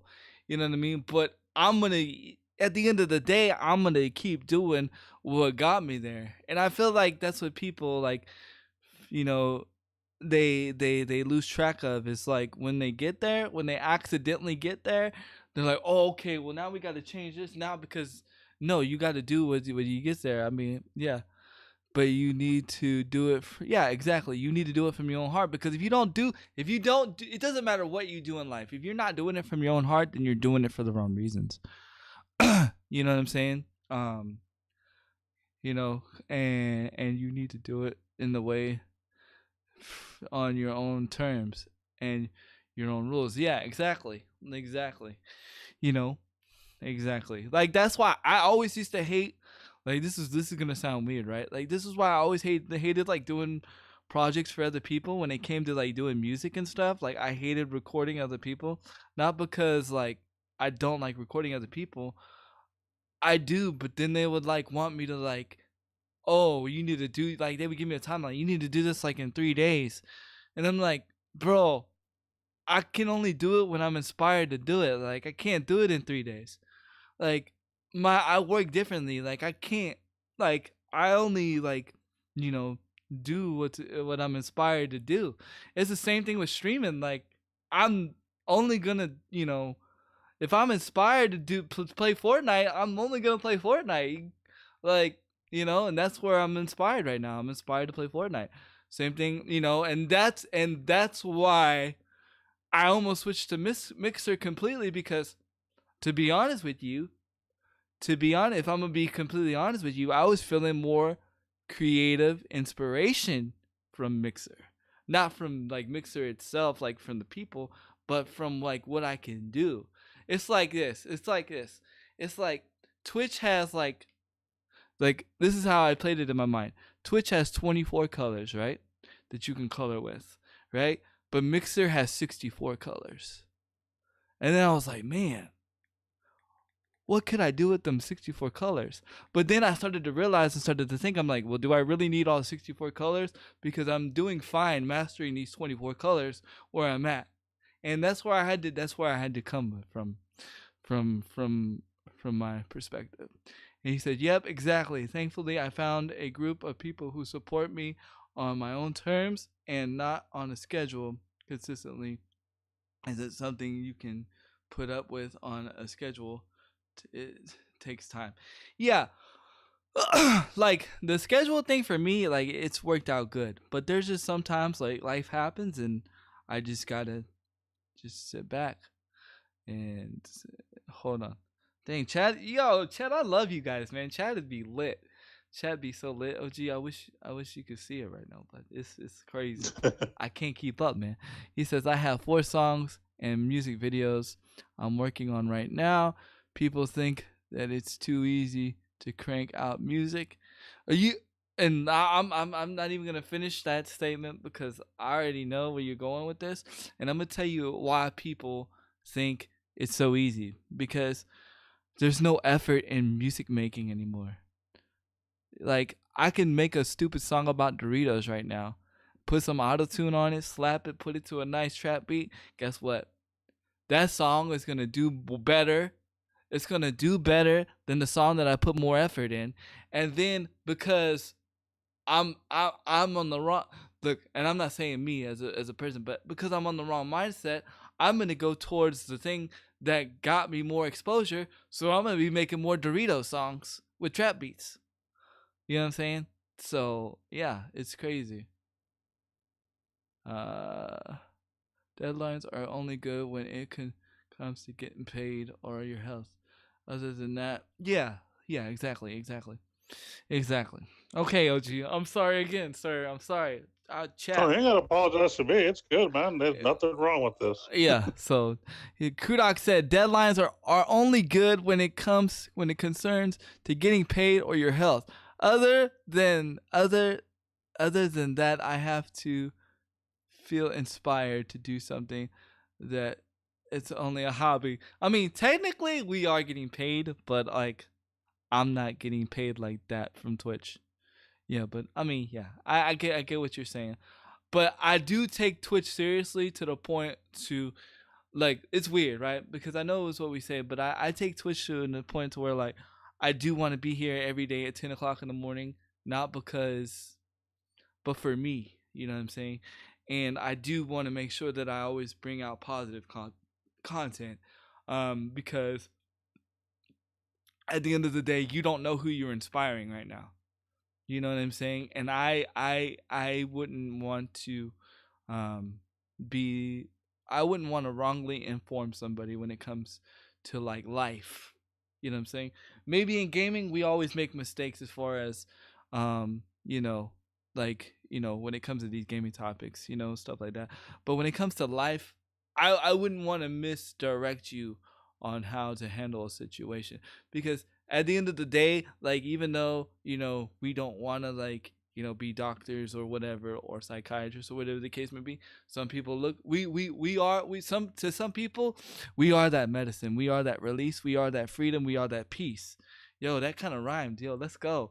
But you have to accept that as a content creator that sometimes you are, and you have to hold yourself accountable to certain things. So it's funny because it's like it's a double-edged sword. Like you don't want to be too like as a job, but at the same time you have to hold yourself accountable for certain things. So I do understand that. I do understand that to a point. But go ahead, OG. What you got, sir? I've talked enough. I'm done. Do I have on the docket today? I'm done. No, you're never done, bro. I'm talking. Never done. Nope. Never scared. I'm done because I have an announcement after the podcast, or not after, but towards the end of the podcast. I just read the email, so. Okay. Cool. So remember how I was mentioning some stats about casual gamers and things of that nature? Yes. So you know me, I'm a numbers guy. I like seeing them stats, though. You know what I'm saying? Like I like the numbers. Yes. I build spreadsheets. You know, that's how I am. Yes. But anyway, the title of the article I read was called ESA, which is the Entertainment Software Association, says 60% of U.S. gamers are playing on smartphones, a survey finds. This was something that was related to a console talk we were having earlier, and with how it could affect, you know, I think we were talking about like services like, you know, Apple and all that may change things. Mm-hmm.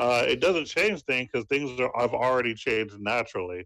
So to kind of put this into perspective, um, and there was a survey done with roughly 4,000 households. A platform breakdown has found that 60% of adult gamers are playing on their phones, 52% are gaming on their PCs, while 49% are playing on their home console. Now, of course, some of these numbers seem off, but um, the the 60% is overall. The 52 and the 49, that's more like console versus PC. But overall, there are more people playing right now on their phones, tablets, things like that, than their consoles or their PCs. Um, so, and these are people who have all three. So 60% of the people who have all three are doing the whole mobile thing. And the thing that they focus on is that casual gamers are the most popular genre at 71% of all games played. Because Wow. we were talking about the whole casual thing, Yeah. how I answered one of the questions from earlier. Mm-hmm. Most people who play casual games play on mobile because most games that are casual are on mobile. Um, and basically, the number one type of game played is your casual games, followed by action games and shooters at 53 and 47%, respectively. Wow. So, so yeah, To be honest, I don't know how people play shooters on mobile. yeah, It's hard to play. it's because it's more simplified. Games are more simplified on mobile than they are on console. A console, you have lots of buttons, you have a bigger screen to play with, and there's a lots of manipulating that you can do. When it comes to mobile, you don't have a lot of control, so they have to eliminate certain things. But because they've eliminated a lot of things, it's actually made it easier for some people to play because there's less buttons you have to press, there's less actions you have to take. Things just naturally work better. You have a question. You have a question there. Yeah. He says, define shooters: platform 3D shooters, retro shooters, or 3D first person shooters like Call of Duty. It doesn't elaborate, but if I was to take a stab at it, I'm thinking more of the Call of Duty route, something like that. Although, what's that game I played that's really cool? It's a really good popular game that kind of reminds me of Minecraft. Hold on, let me. I have to thank my 10-year-old nephew for showing me this game. He's all, Uncle, you should play this game and you should do YouTube videos on it. It's nice when you have it's nice when you have what is it called, when you have like when you go and you have that 2 mirror glass room and you have a suggestive group or whatever. It's like I kind of like a fan, or no, I don't know, like a fan, but like what do they call it? Advisor. I don't know what they call it. It's like a group, like where you put your stuff in front of a group and then they dissect it and like let you know. Like a focus group? Yeah, there you go. I have my own focus group. It's like it's my nephews. Oh, okay. I mean, it's a joke, but they literally they're like, Uncle, you should do videos about this. I'd watch it. But it's called Pixel Gun 3D. That game, yeah. Now, and Call of Duty has its own app now too. Tell OG he needs to. Yeah, I know. I'm working on it. OG's an old head. I'm working on it, chat. They want you in chat so you can read chat. OG. Yeah, I feel you there. Yes, so you can read chat because a lot of it is addressed to you, sir. But so now shooters like Call of Duty, Call of Duty. I don't know why I said that. Yeah, but anyway, yeah, we're working on it, Chad. I'm working on it. Give me time. Another interesting fact too is that games that are rated E for everyone are the most popular on consoles, accounting for 42% of all games sold. Mature games are only at 9% on console. That's interesting. Well, I mean, think about what's E for everybody. You got Monopoly, you got Uno, you got all those your casual games. Your casual games, yeah. which is the point I was making earlier. Like casual games, this is why Smash is not as popular as Tetris 99. Tetris 99 is a more casual game, which means that more people are interested in it. Whereas Smash is more catered to a certain group of gamers, people who like fighting games, people who like a certain type of thing. It's not as broad as something as casual as Tetris. Well, Smash is more hardcore. Yeah, and what does it say? And then that's why Nintendo's winning though, because Nintendo's always been E for everyone, most of the time, except for recently, like they put Wolfenstein and all that. Cicero says because more of the average person is getting into games these days, thanks to mobile gaming, and then they get interested in console. Mobile gaming is bringing the non-gamer into the gaming world. Yeah, I mean it's kind of, I mean, if you're coming from the life that I've come from, it's kind of like you giving that person the drug for free and then you get them hooked and then they go and they buy it. So nice. Yeah, I mean that's really what it is, and that's and that's the model. That's why you got like not so free games anymore, because they'll be like, okay, you get to play this game for free for like 12 hours. Like that's how EA does it. The EA Access, the new games, right? The new games that are in the vault, like not that are in the vault, but that are like there. You get like a 10-hour trial, and then after the 10-hour trial, 9 times out of 10 they're gonna buy it. Miss Gamer Rambeta, but yeah, it's weird to be a gamer, but more people in my area play Farmville 5 hours a day. But and let me tell you something. Like that's totally true, because like my wife plays more mobile games than anything, right? She plays more mobile games than the Switch, right? And I tell my wife, I said, babe, I love you. I know you sit there and say you're not a gamer, but you realize you are a gamer, right? She says, babe, I'm not a gamer. And I'm like, babe, just because you're not sitting there with a controller in your hand and you're not playing it 12 hours a day, you're still spending 12 hours on your phone playing the game. It's just the phone is more accessible. Hey, Miss Rambeta, it's good to see you too. Oh, yeah, I know exactly who it is. Yes, I know. I knew exactly who it was when I saw Rambeta. There's only one Rambeta. And if it wasn't you, then I would have been questioning him in the DMs, being like, why are you taking this person's name? What's going on? And then I would have came to you about it. Yeah, Miss Rambeta is like one of the first people that helped me get me started streaming. I was very hard-headed, but she helped me get there. So shout outs to Miss Rambeta. Thank you for coming through. She's a very awesome streamer. Very, very very straightforward. She don't sugarcoat nothing. So if you like that kind of gameplay,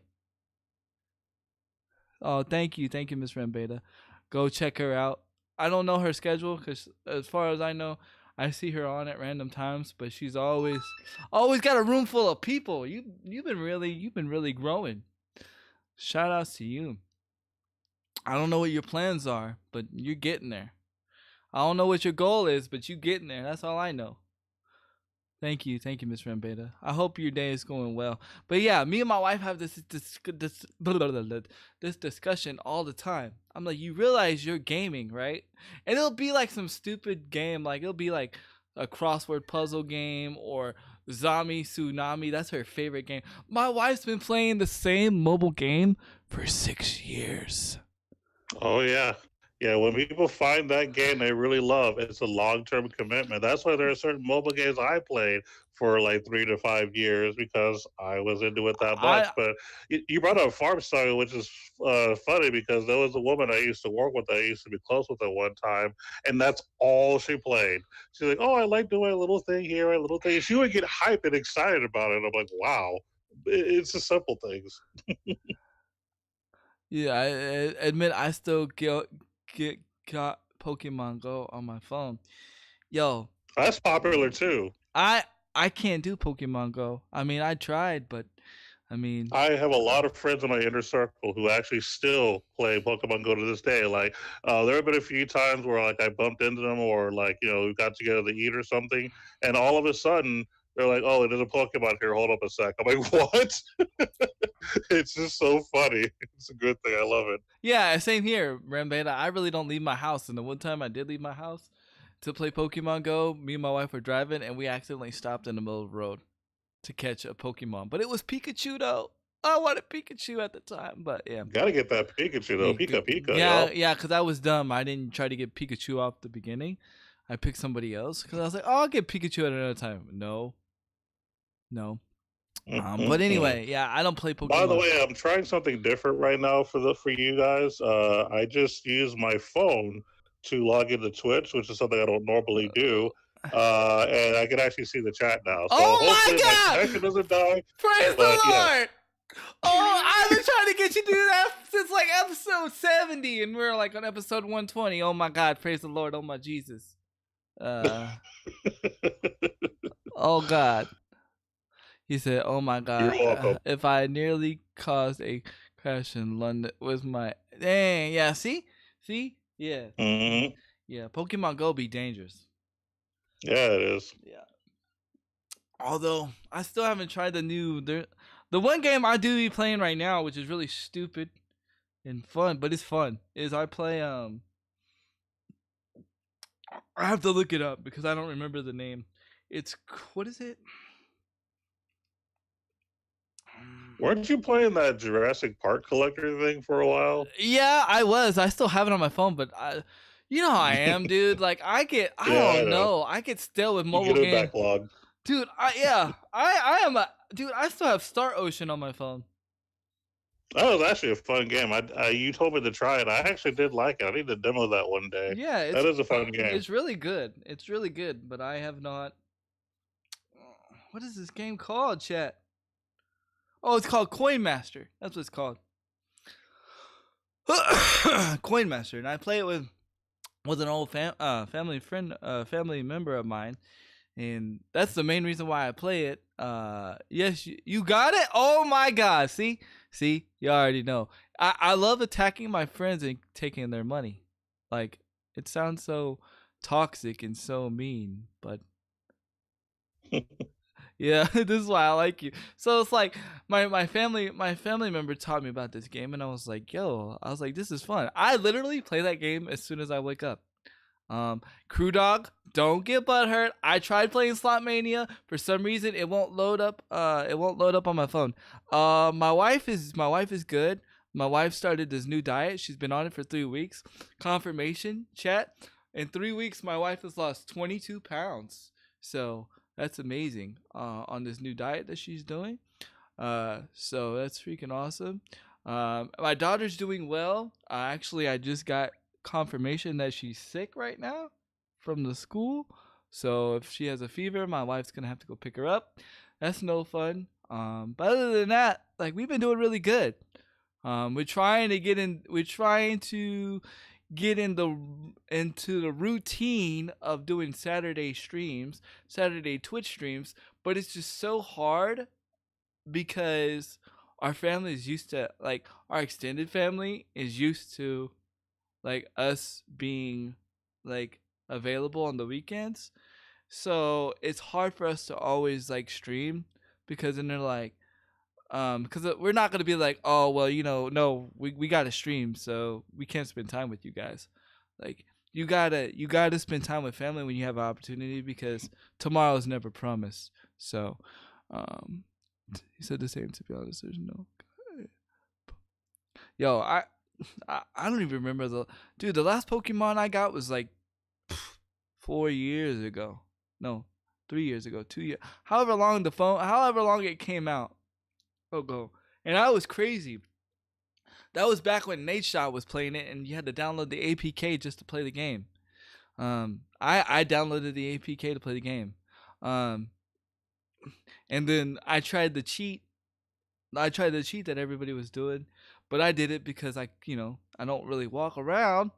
I tried the whole GPS hack. It actually worked, but then I felt dirty, so I let go of it.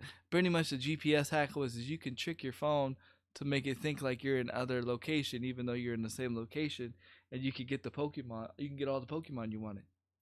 Uh, I did it for like a day and I stopped because, for one, cheating is bad. Two, it's wrong. Yes, I don't walk, and yes, it'd have made life easier for me to get Pokemon. But hey, now they got Pokemon on the Switch if I really want to play Pokemon, but it's still not the same kind of Pokemon. So, like, they made this Pokemon game on the Switch too easy.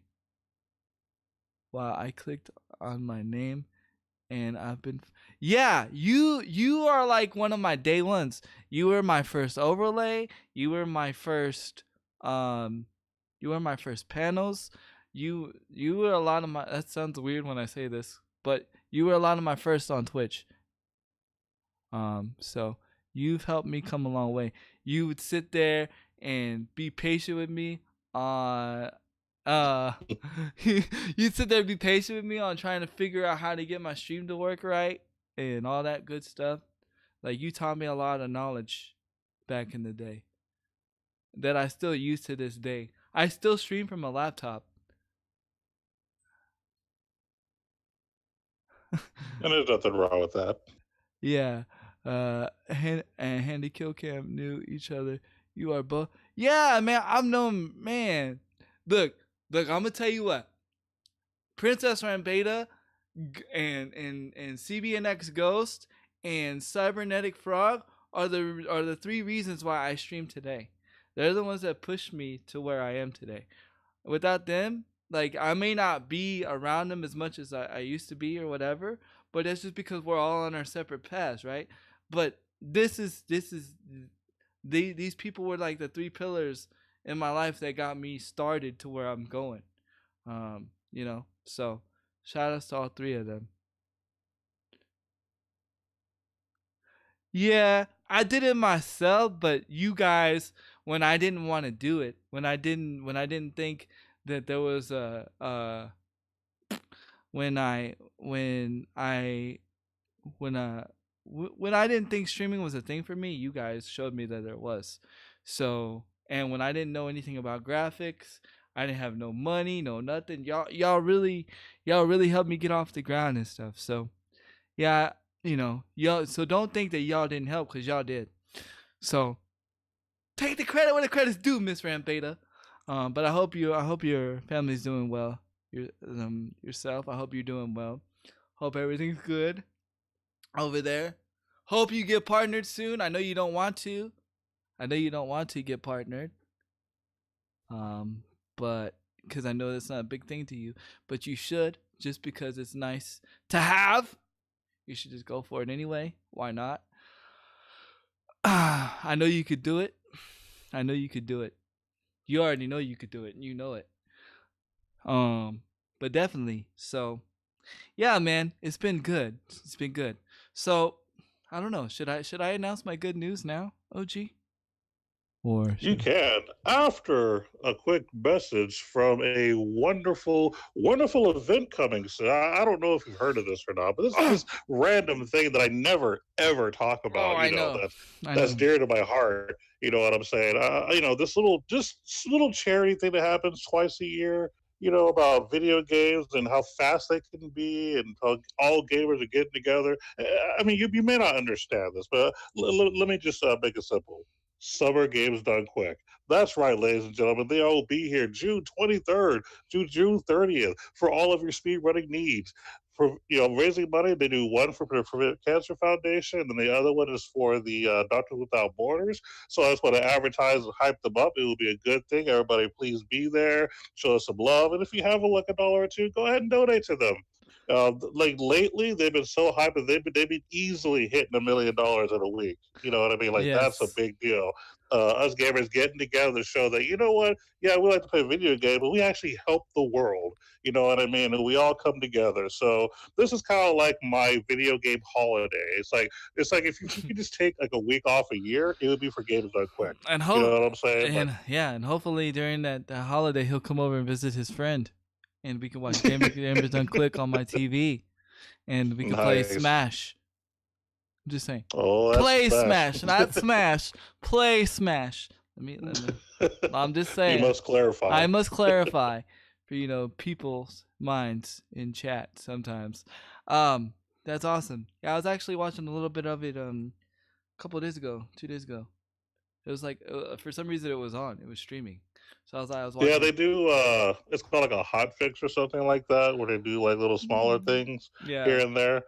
Yeah, and they also just finished. I forgot to mention this. RPG Limit Break just finished last week. Basically, it's a speedrunning charity for the National Alliance for Mental Illness. They stream on just RPGs. That's all it is. Nothing but RPGs being sped run. I don't usually watch them because I never know when they're on. Like the only reason I knew they were on last week was because a friend of mine actually told me. So they were following it for me, basically. Mm-hmm. But if you're into RPGs and you want to see speed runs, RPG Limit Break is a cool thing. Since they're already done with the charity for the year, you could probably catch it on YouTube now because I'm sure they've uploaded it by now. So if you happen to subscribe to them on YouTube, please check it out just to see how it was. Definitely. All right, so for the good news, I just got the email just like right now, like while we're doing the podcast. I actually got 2 emails. One email was saying you're gonna receive an email from Epic soon, and please follow the instructions. Okay, I got the email from the guy. Okay, so then I just got the email saying congratulations, you've been accepted into the Fortnite Creator Program. So that means starting probably tomorrow or next week, I'm going to have a Fortnite creator code. That's crazy. That's bananas.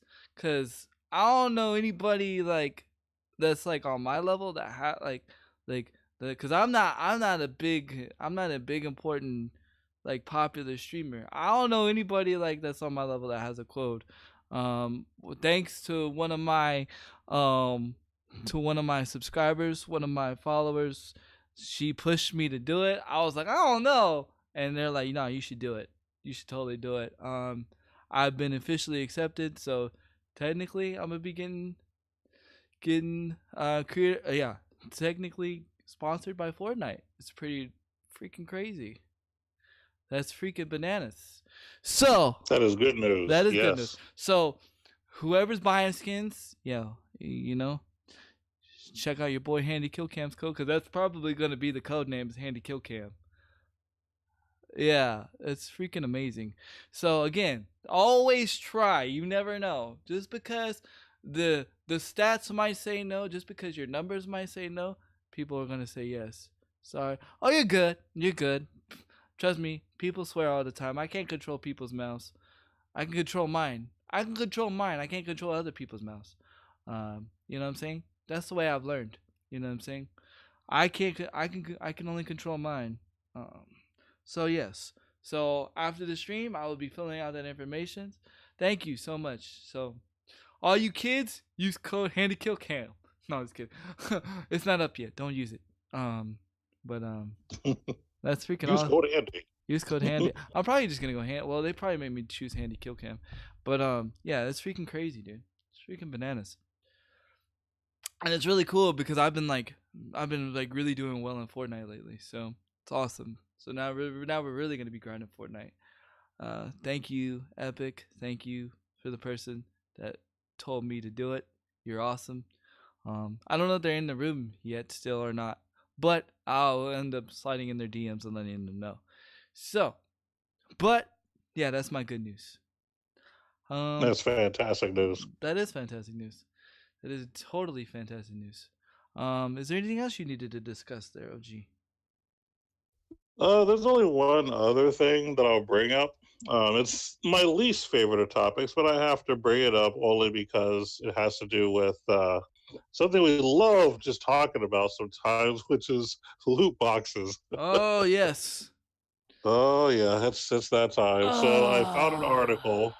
It states a U.S. senator has introduced a bill to ban loot boxes in games played by children. Yes, because the whole rated M for 17 and the whole teen rated teen, sure keeps children away. from playing games that they shouldn't play. Oh, of course. Yeah, you don't see 7-year-olds playing GTA 5. You don't see 7-year-olds playing Call of Duty and cussing. Oh, never. No. No. The system works so well. Okay. Mm-hmm. I'm gonna go to the restroom real quick while you elaborate what's going on. Yeah, I'll elaborate a little more on this topic because yeah, it's a bit of info.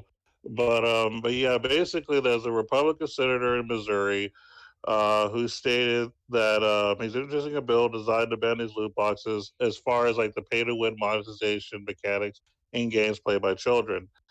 He quoted, "Social media and video games prey on user addiction, siphoning our kids' attention from the real world and extracting profits from forcing compulsive habits," he said in the press release. He also quoted, "No matter this business model to the tech industry, one thing is clear: there is no excuse for exploiting children through such practices." He then continues to say that when a game is designed for kids, game developers shouldn't be allowed to monetize addiction. And when kids play games designed for adults, they should be walled off from compulsive microtransactions. Game developers who knowingly exploit children should face legal consequences.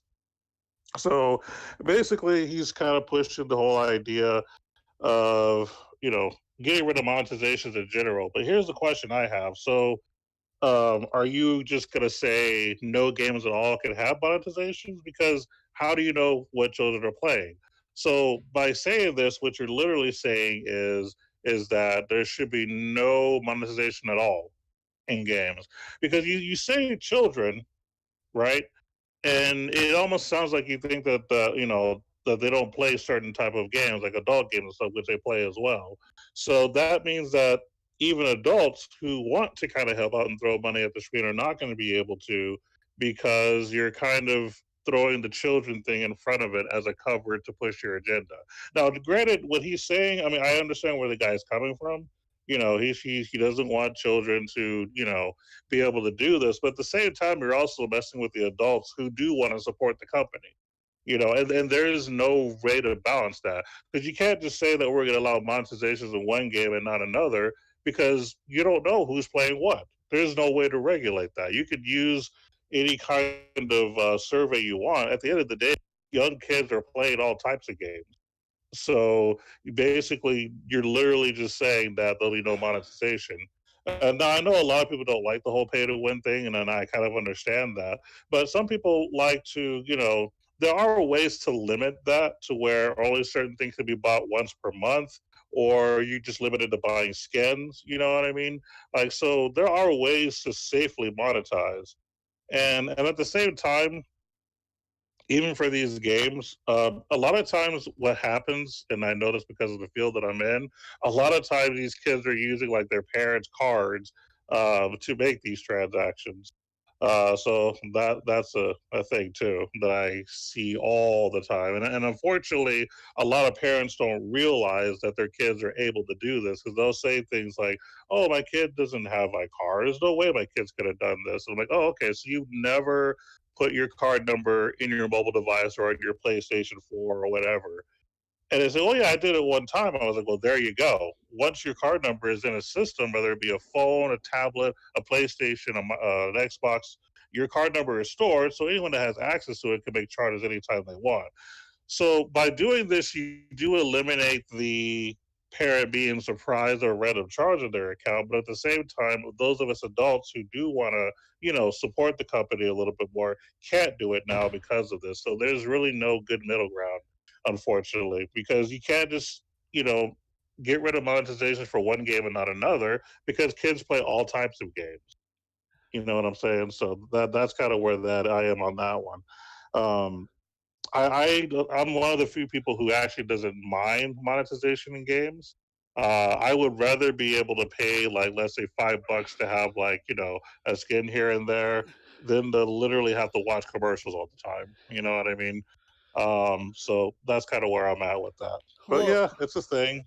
Well, I don't know. The way I am about it is like, I feel like they're just trying to label to be loot boxes, but that's not going to stop kids' addiction from the game. No, not really. You're still gonna play it. They're still gonna play a game that they're not supposed to be playing. Like kids play GTA all the time. It's not, they do. And they're addicted to GTA not because of the loot boxes. You know what I'm saying? Yeah. Kids are addicted to Fortnite. It's not because of loot boxes. Nope. You know what I mean? Loot boxes. Not because this is just a senator trying to push an anti-video game agenda. Is literally what this is. Yeah. Yeah. At least that's how I see it. Yeah, and I don't know if you probably discussed this while I was in the restroom, but how are they gonna know? How are they gonna regulate if there's someone's underage? They're not. That's the thing, because kids play all types of games, and I was saying that it wouldn't make sense to get rid of monetization in one game and not another, because at the end of the day they're playing it all, which means you're just trying to get rid of monetization across the board. That would be the only way to stop that, basically. And see, and this is the thing that irritates me. People want to do something drastic, but they don't want to solve the problem. You know what I'm saying? And I'm not saying there is a problem. But let's hypothetically say that we agree with them and there's a problem. How did that solve the problem? It didn't. It didn't. You know what I mean? It's just like, I don't know. I don't get it. Like, it's like, for certain things you want to ban.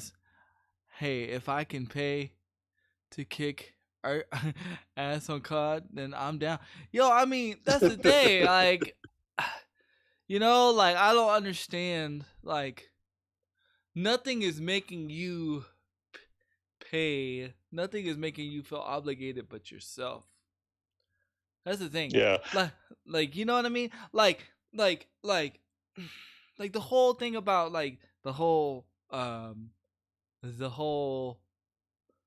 it, Battlefront 2 with the whole, you could, instead of like having to grind to get Darth Vader, you could pay to get Darth Vader. Right. Okay, well, guess what? You are allowing that to bother you. You are allowing that to bother you. Like, I mean, so what if somebody spent $100 and they have Darth Vader and you don't? I mean, I don't know. But if it says $10 for an aimbot for an hour, she's down. She's down? Yo, I mean, she's joking though. She's joking. Yeah, I know, but I mean, the way I see it is like, I don't know, I just don't understand like why people want to blame games for stuff and all this other stuff, but really you at war with yourself. When you debate on buying a loot box or not because you really want something, or a microtransaction because you really want something, you're not fighting with the game, you're fighting with yourself.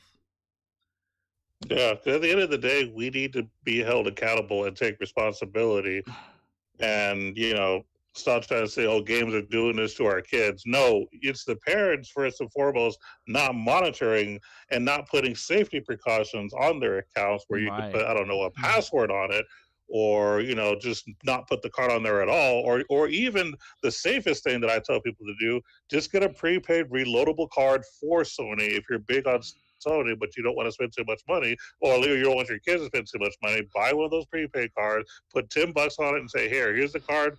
You have $10 to spend, and then if you want them to have more, you put it on whenever you want, and you don't have to risk your other cards, being used. You know what I'm saying? Yeah, and I'll say it again, and I've been saying this from Jump Street, like past episodes. If you really have an addiction problem, and an addiction problem is really your thing, like this is what you have. Just because they take away loot boxes doesn't mean it's gonna solve your addiction. Right. That's something you gotta do with yourself. And an addiction problem is not an addiction to one thing. Take it from somebody that used to smoke a lot of pot. Take it from somebody that used to drink. Take it from somebody who used to do a lot of things. When one thing is taken away from you, you're just going to replace it with something else. You have to get the proper help. Okay? Taking it away and not doing it anymore is not going to be the help. You know what I mean? You have to get down to the root of the problem. And if the root of the problem is you really struggle with addiction, well, then guess what? You need to go see professional help. and taking loot boxes away, taking certain games away, whatever the case may be. That's not the professional help. No, it's not. And I actually have a coworker, and I'm not gonna say the person's name, Right. But someone was actually telling me that they used to have a problem with because they play like some of those casino games on their phone, more casual mobile games, and she was telling me how she had a habit of spending so much money. And she actually took ownership. She's like, well, what I decided to do is I decided to limit myself to only spending $5 a month, and that's it.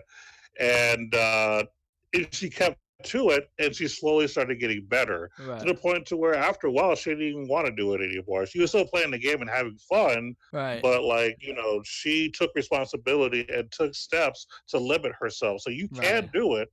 You know what I mean? Right. It's it's a touchy subject because it's just like with the whole accessibility thing. If it's not accessible, people get crazy. And I started thinking about this, like, right, like from like a Pokemon Go perspective, right? Because let's face it, Pokemon Go is not accessible for somebody that can't walk, right? Because you need to be able to walk, right? If you're confined to a bed, right? I'm just being real. Let's say worst case scenario, you are confined to a bed, right? You can't play Pokemon Go. So what should I do? Should I complain and make them change their game because it's not accessible to me, or should I just move on and find another game? And this is exactly what I'm saying, is that sometimes we can't just complain to get something fixed. Sometimes it has to be a self-reflecting moment and be like, you know what, this isn't for me. You know what, I have an addiction problem. I need to fix it. We're in this point in society to where like we don't like taking responsibility for what we do. We like blaming it on other people. We like blaming it on companies. You sure do. And to the point to where we'll even sue the heck out of a company because it's your fault I spilled hot coffee on my lap. Yep. It's your fault. Yeah, that coffee was too hot. Yeah, I wanted medium hot coffee. I didn't want my coffee to be hot. Why would I buy a hot coffee? Because that makes no sense. And people just don't want to take responsibility for that because you know why? Because we've come into the point, to where we don't like admitting that we make mistakes. Yep. And I agree. It is EA's fault that they put pink guns. Yeah. So I mean, we don't like saying, you know what, OG, I screwed up, man. I tripped and I fell. It wasn't your fault. You know what I'm saying? Okay. It wasn't your fault. It was mine. We don't live in that age anymore to where like, oh, if OG's walking next to me and I'm walking, you made me fall, I'm suing you. Yep. No, I understand. No, you totally make it perfect sense. Although EA is EA, we won't get into EA, but I mean, I just feel that the people, they just don't want to take responsibility for their own actions anymore. Time to bring the pain. Iceman, thank you for that song. Let's go. What? Rest in pieces. Yo. Thank you for that sub, Iceman. Yo. Hey. Thank you for that sub. Hey. Thank you for that sub. Hey. Thank you for the sub. Thank you for the sub, love. Yeah. Yo, that means damn, 8 months so far. What up, Ruth the Handy? Yo, that means in 9 months we're gonna have a fingerless baby. We're gonna have a fingerless baby, Iceman. You ready? For those that don't know, Iceman plays with like no fingers. So I always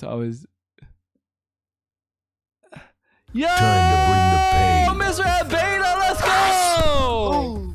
Headshot. I actually need to fix that graphic. Rest in pieces. Yo! Cicero with that get the sub, let's go, baby. Thank you for that sub. Thank you for that sub. Hey. Thank you for the sub. Thank you for the sub, love. Yeah. Yeah, thank you so much, man. Y'all are hype, man. Thank y'all so much. Angela, were you here when I announced the good news? Yes or no? Just say yes or no. Sub love, man. Thank you all for the sub love. Oh my God. Were you here, Angela? To say yes or no? OMG. Man. So, but yeah, I feel like, you know, we just don't take responsibility for our actions, and that's point. No, you missed it. Okay, I have to announce it. Epic just emailed me. They gave me my code. Well, I have to fill out the rest of the information, but I've been approved. I have my creator code from Epic. Yeah. Yeah. What else? That's amazing. I know, dude. I can't believe it, dude. So what does that mean? What is the creator code? Basically, okay, so basically, I mean, in retrospect, in a sense, I'm sponsored by Fortnite. Basically, you put, if you buy skins, you could put in my creator code, and it's a way for you to support me when you buy skins from Fortnite or any kind of thing from Fortnite, pretty much. It's a small sponsorship from Epic. Well, I won't say small, it's pretty big. But I can't believe it. That's freaking crazy. They emailed me during the podcast. Can we start using it now? They're listening. No, I have to fill out all the tax information and stuff. Probably by tomorrow. Dang, dude. That means I might have to play. Yeah, bro, you might have to start playing Fortnite, bro. I've been playing a lot better, dude. I've been having a lot of fun, and I explained one of the good things about Fortnite right now is that the meta is completely different right now. So everybody is good at Fortnite. I will let you know when. I will let you know. I'm gonna try and get it done by tonight.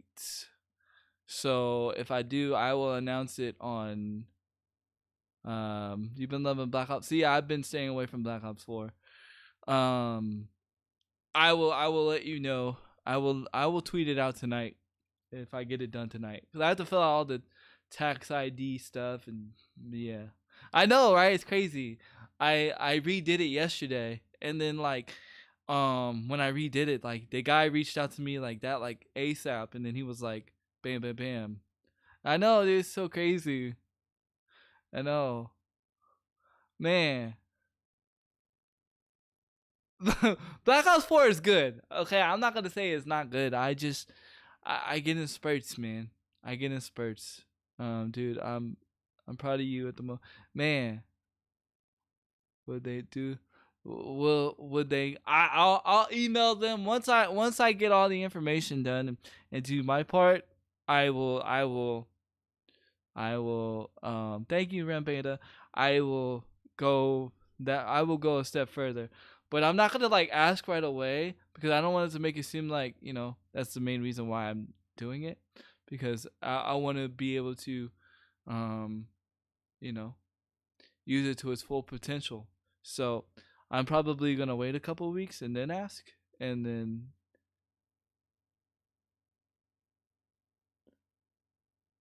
Yo, I need to get put in a monetized wheelchair. Yo, I'm down. That would be cool. That would be epic for Epic, right? Yo, I feel like that would bring more people. Yeah, I know. For what I want to do, it's gonna be a great idea. So I don't want to pop the popcorn before it's popped. Does that make sense? Yeah, I don't want to pop the popcorn before it's popped. Or I don't want to take the popcorn out before it's popped. I want to let the bag fill up first and then take the popcorn out and then enjoy the harvest of the popcorn. I don't know why. Just don't let it sit too long. You might get burned. Yeah, I know. Well, the popcorn just got put in the microwave. We haven't even hit the popcorn button yet. We ain't even started. Yes, we hadn't even hit the pop. And if your microwave doesn't have a popcorn button, I'm sorry. Shame on you. Yes, you are. Speaking of which, man, I haven't had popcorn in forever. Like it's been like a year, maybe. Imagine 1v1. Yo, I'm just saying, if I can do what I want to do, the console war competition is gonna be back, and that's all I'm gonna say. But Handy's not gonna be playing. Handy's gonna be casting. I'm gonna cast it. I'm gonna cast it. That's what I'm gonna do, and it's gonna be sick. It's gonna be sick. And then, oh, I got some ideas, chat. Oh, you don't even know. Y'all don't even know. But it's gonna be cool. And if y'all don't know what I mean by console wars, is meaning we'll have PlayStation people versus Xbox people. So, oh, it's gonna be sick. It's gonna be sick. So, I mean, if we could do it, it'll be awesome. I already know some people that would be down to do it. So we'll see what happens. But yeah, as I was saying though, people gotta like start taking responsibility for their actions, as far as like instead of like blaming games for their bad choices. You know what I'm saying? Before you know what I mean? Like, you know, if I choose to stay up until 3:00 in the morning to play Fortnite, whose fault is that? It's not Fortnite's fault. It's my fault. I blame Epic. It's all Epic's fault. It's all Epic's fault? Okay. Yeah, we're going to sue them. We're going to sue them and then get like buttloads of money and then tell them that they took the Handy dance too? Even though I don't. We got to get our money back from Nintendo when Nintendo sued us. Yeah, so since Nintendo sued us, we have to sue Epic now. Yeah, we have to sue Epic now? Yeah. Yep. And we're Too much Fortnite. Yeah, we're saying this is a joke because this is how people are like, oh, it's Fortnite ruined my marriage, so I need to sue. No, you ruined your marriage because you chose to not spend time with your loved ones. You chose to spend time playing video games. You chose not Fortnite, not the video game, not Xbox, you know, you and I know that's crazy, but it's true. I've actually read an article where somebody tried to sue because their wife left them or their husband left them because they were playing too much Fortnite. Well, guess what? That wasn't Epic's fault, and that wasn't, you know, Epic didn't tell your wife or husband to leave. That was your decision. You chose to play Fortnite, and guess what? Your husband or your wife said, you know what? I can't take that. That was their decision on their own. And, you know, you probably saw the signs that it was going to happen, and you chose to ignore the signs. So I saw the sign. Because a building does not crumble in a day. Okay? Okay? A building does not crumble in a day. If you know a building's about to crumble, guess what? You see signs of the building starting to wear down before it falls down. So, again, it's just people being ignorant and not paying attention to what's going around them. And guess what? It's not Epic's fault. It's not anybody's fault. It's not any games company's fault that they're choosing to ignore what's going on in their lives. It's their choice to ignore what's going on in their lives. It's their choice to spend $3,000 on loot boxes. No reason you have to. It's a choice. So I have yet to buy a skin with my real money on Fortnite yet. Not because I don't want to, not because I'm making it's just a choice right now. I've come close, but I'm like, oh no, I'm gonna grind it real quick. You know, it's a choice, and let that be the message of today. What you decide to do should never be fueled by somebody else. It should be your choice, your decision. Because at the end of the day, it's your life. You choose. what you want to do. So I buy skins with the V-Bucks I earned in PvE mode. Yeah. See, there you go. There you go. And now there you go. And there and when you do, now you can use code Handy Kill Cam. I will send you I will send you it ASAP. I will probably start the process while I'm kicking OG's butt in Shadowverse after the podcast. So it might be a while, y'all. I'm sorry. Because I'm going to use my new deck on him and I'm going to destroy him. No, I'm just kidding. I'm not. It's actually his deck. I actually copied his deck. So, yeah, see? And y'all could use the money that y'all use on V-Bucks to support your favorite streamer. Or your favorite content creator that has a code. Handy Kill Cam. But I think I'm good for now. I don't know about you, OG. Yeah, I'm good. I think we've talked about enough good stuff for today. Yeah, I'm actually losing my voice. No, I'm just kidding. I've talked a lot today, but again, yeah, you have. I want to thank. Hush, I'm sorry. I want to. But it's a good thing. I want to give a personal thanks for everybody that's like listening on SoundCloud. For those that don't know, we've reached a pretty big milestone, and normally I don't like talking about this kind of stuff, but it's pretty big, and I just want to keep this documented. Within the first 24 hours of the podcast, episode 119 being aired on SoundCloud, we reached 197 views, which is 197 plays. We are now up to 200. That's a lot. We're now up to 200 and something plays. Like I think 227. I don't know how or why. I don't do tags on. I don't do tags on the podcast. I want people to find it organically. I know that sounds weird or wrong, but because the show happens organically, I want people to find us organically. So yeah, shout outs to everybody that's been listening over on SoundCloud. And if you're listening on Stitcher, much appreciated. Wherever you're listening to the podcast, just understand that you are appreciated, you are loved. And if you are watching it here on Twitch, thank you so very much. If you're watching here on YouTube, thank you very much. If wherever you are supporting the OG podcast, thank you very much. It is very much appreciated. We always love it when people are here in the chat, conversating, giving conversation, even if it makes no sense, whatever the case may be, it doesn't matter. We love to talk about anything and everything. And okay, I just wanted to give that special thanks. But go ahead and hit us with that final goodbye, sir. Are you there? Wait, I think we lost him. Uh-oh. We lost him? No way. We lost him on the outro, guys! No! It's the famous outro! Hold on. Is he not there? Yo, he's not there.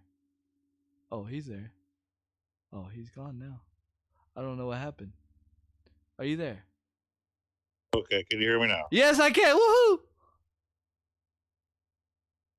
I'll take that as a no. Yes, I can. Oh, now you can. Okay. Yeah. You couldn't hear me. For some reason, like I couldn't hear you, I guess was the problem. Oh. And the only clue that I caught on that it was my turn to say something is now that I'm actually looking at the chat, I was looking at your expression. I was like, uh-oh. Yeah, I was like... And yes, I can see you now. I decided to use my phone to look at the chat. So, yes, hi, Angela, Iceman, everybody. Like, much love. So what were you saying at the end of that? Because I missed like the last 2 minutes. I was just saying, I was basically saying thank you to everybody, and then I was saying you can now do our outro, sir. Yes. Well, once again, ladies and gentlemen, boys and girls, children of all ages, adults of even older ages, thank you for listening to the OG podcast. We are here Wednesdays, 10 a.m. Central, live. Catch us on Twitch TV on the Handy Kill Cam channel. But we do appreciate those of you, especially SoundCloud, man. Look at that love, 100 plus views in a day, almost 200. Like, that's just nuts. I don't know how you're finding us, but we thank you for finding us, and I hope that you continue to watch and enjoy our content. And of course, all the other platforms like Stitcher, YouTube, everybody, we do appreciate you guys for checking us out and taking the time out to hear what we have to say. Yeah. It's nice to know that some people care about what we talk about. It's weird. Yeah. We're just two guys just chilling, playing video games, wanting to have a conversation about it, and apparently people like it. So we love that. And of course, don't forget, Able Gamers tomorrow, Andy Kilcam will be there, show him love, and of course, throughout the rest of his streaming work week or streaming week on Saturday. I wouldn't call it work because it's not as fun, but catch him on his channel. And don't forget that your boy OG Crunksta has a YouTube channel. Check out my videos, all types of mobile games that you can see, all kinds of demos, all kinds of beginner tips, and of course a lot of Shadowverse because that's where I'm competitive on. So be able to check those videos out if that's your thing as well. And until next time, you guys keep gaming and take care. Take care. See y'all tomorrow. Fortnite, Able Gamers.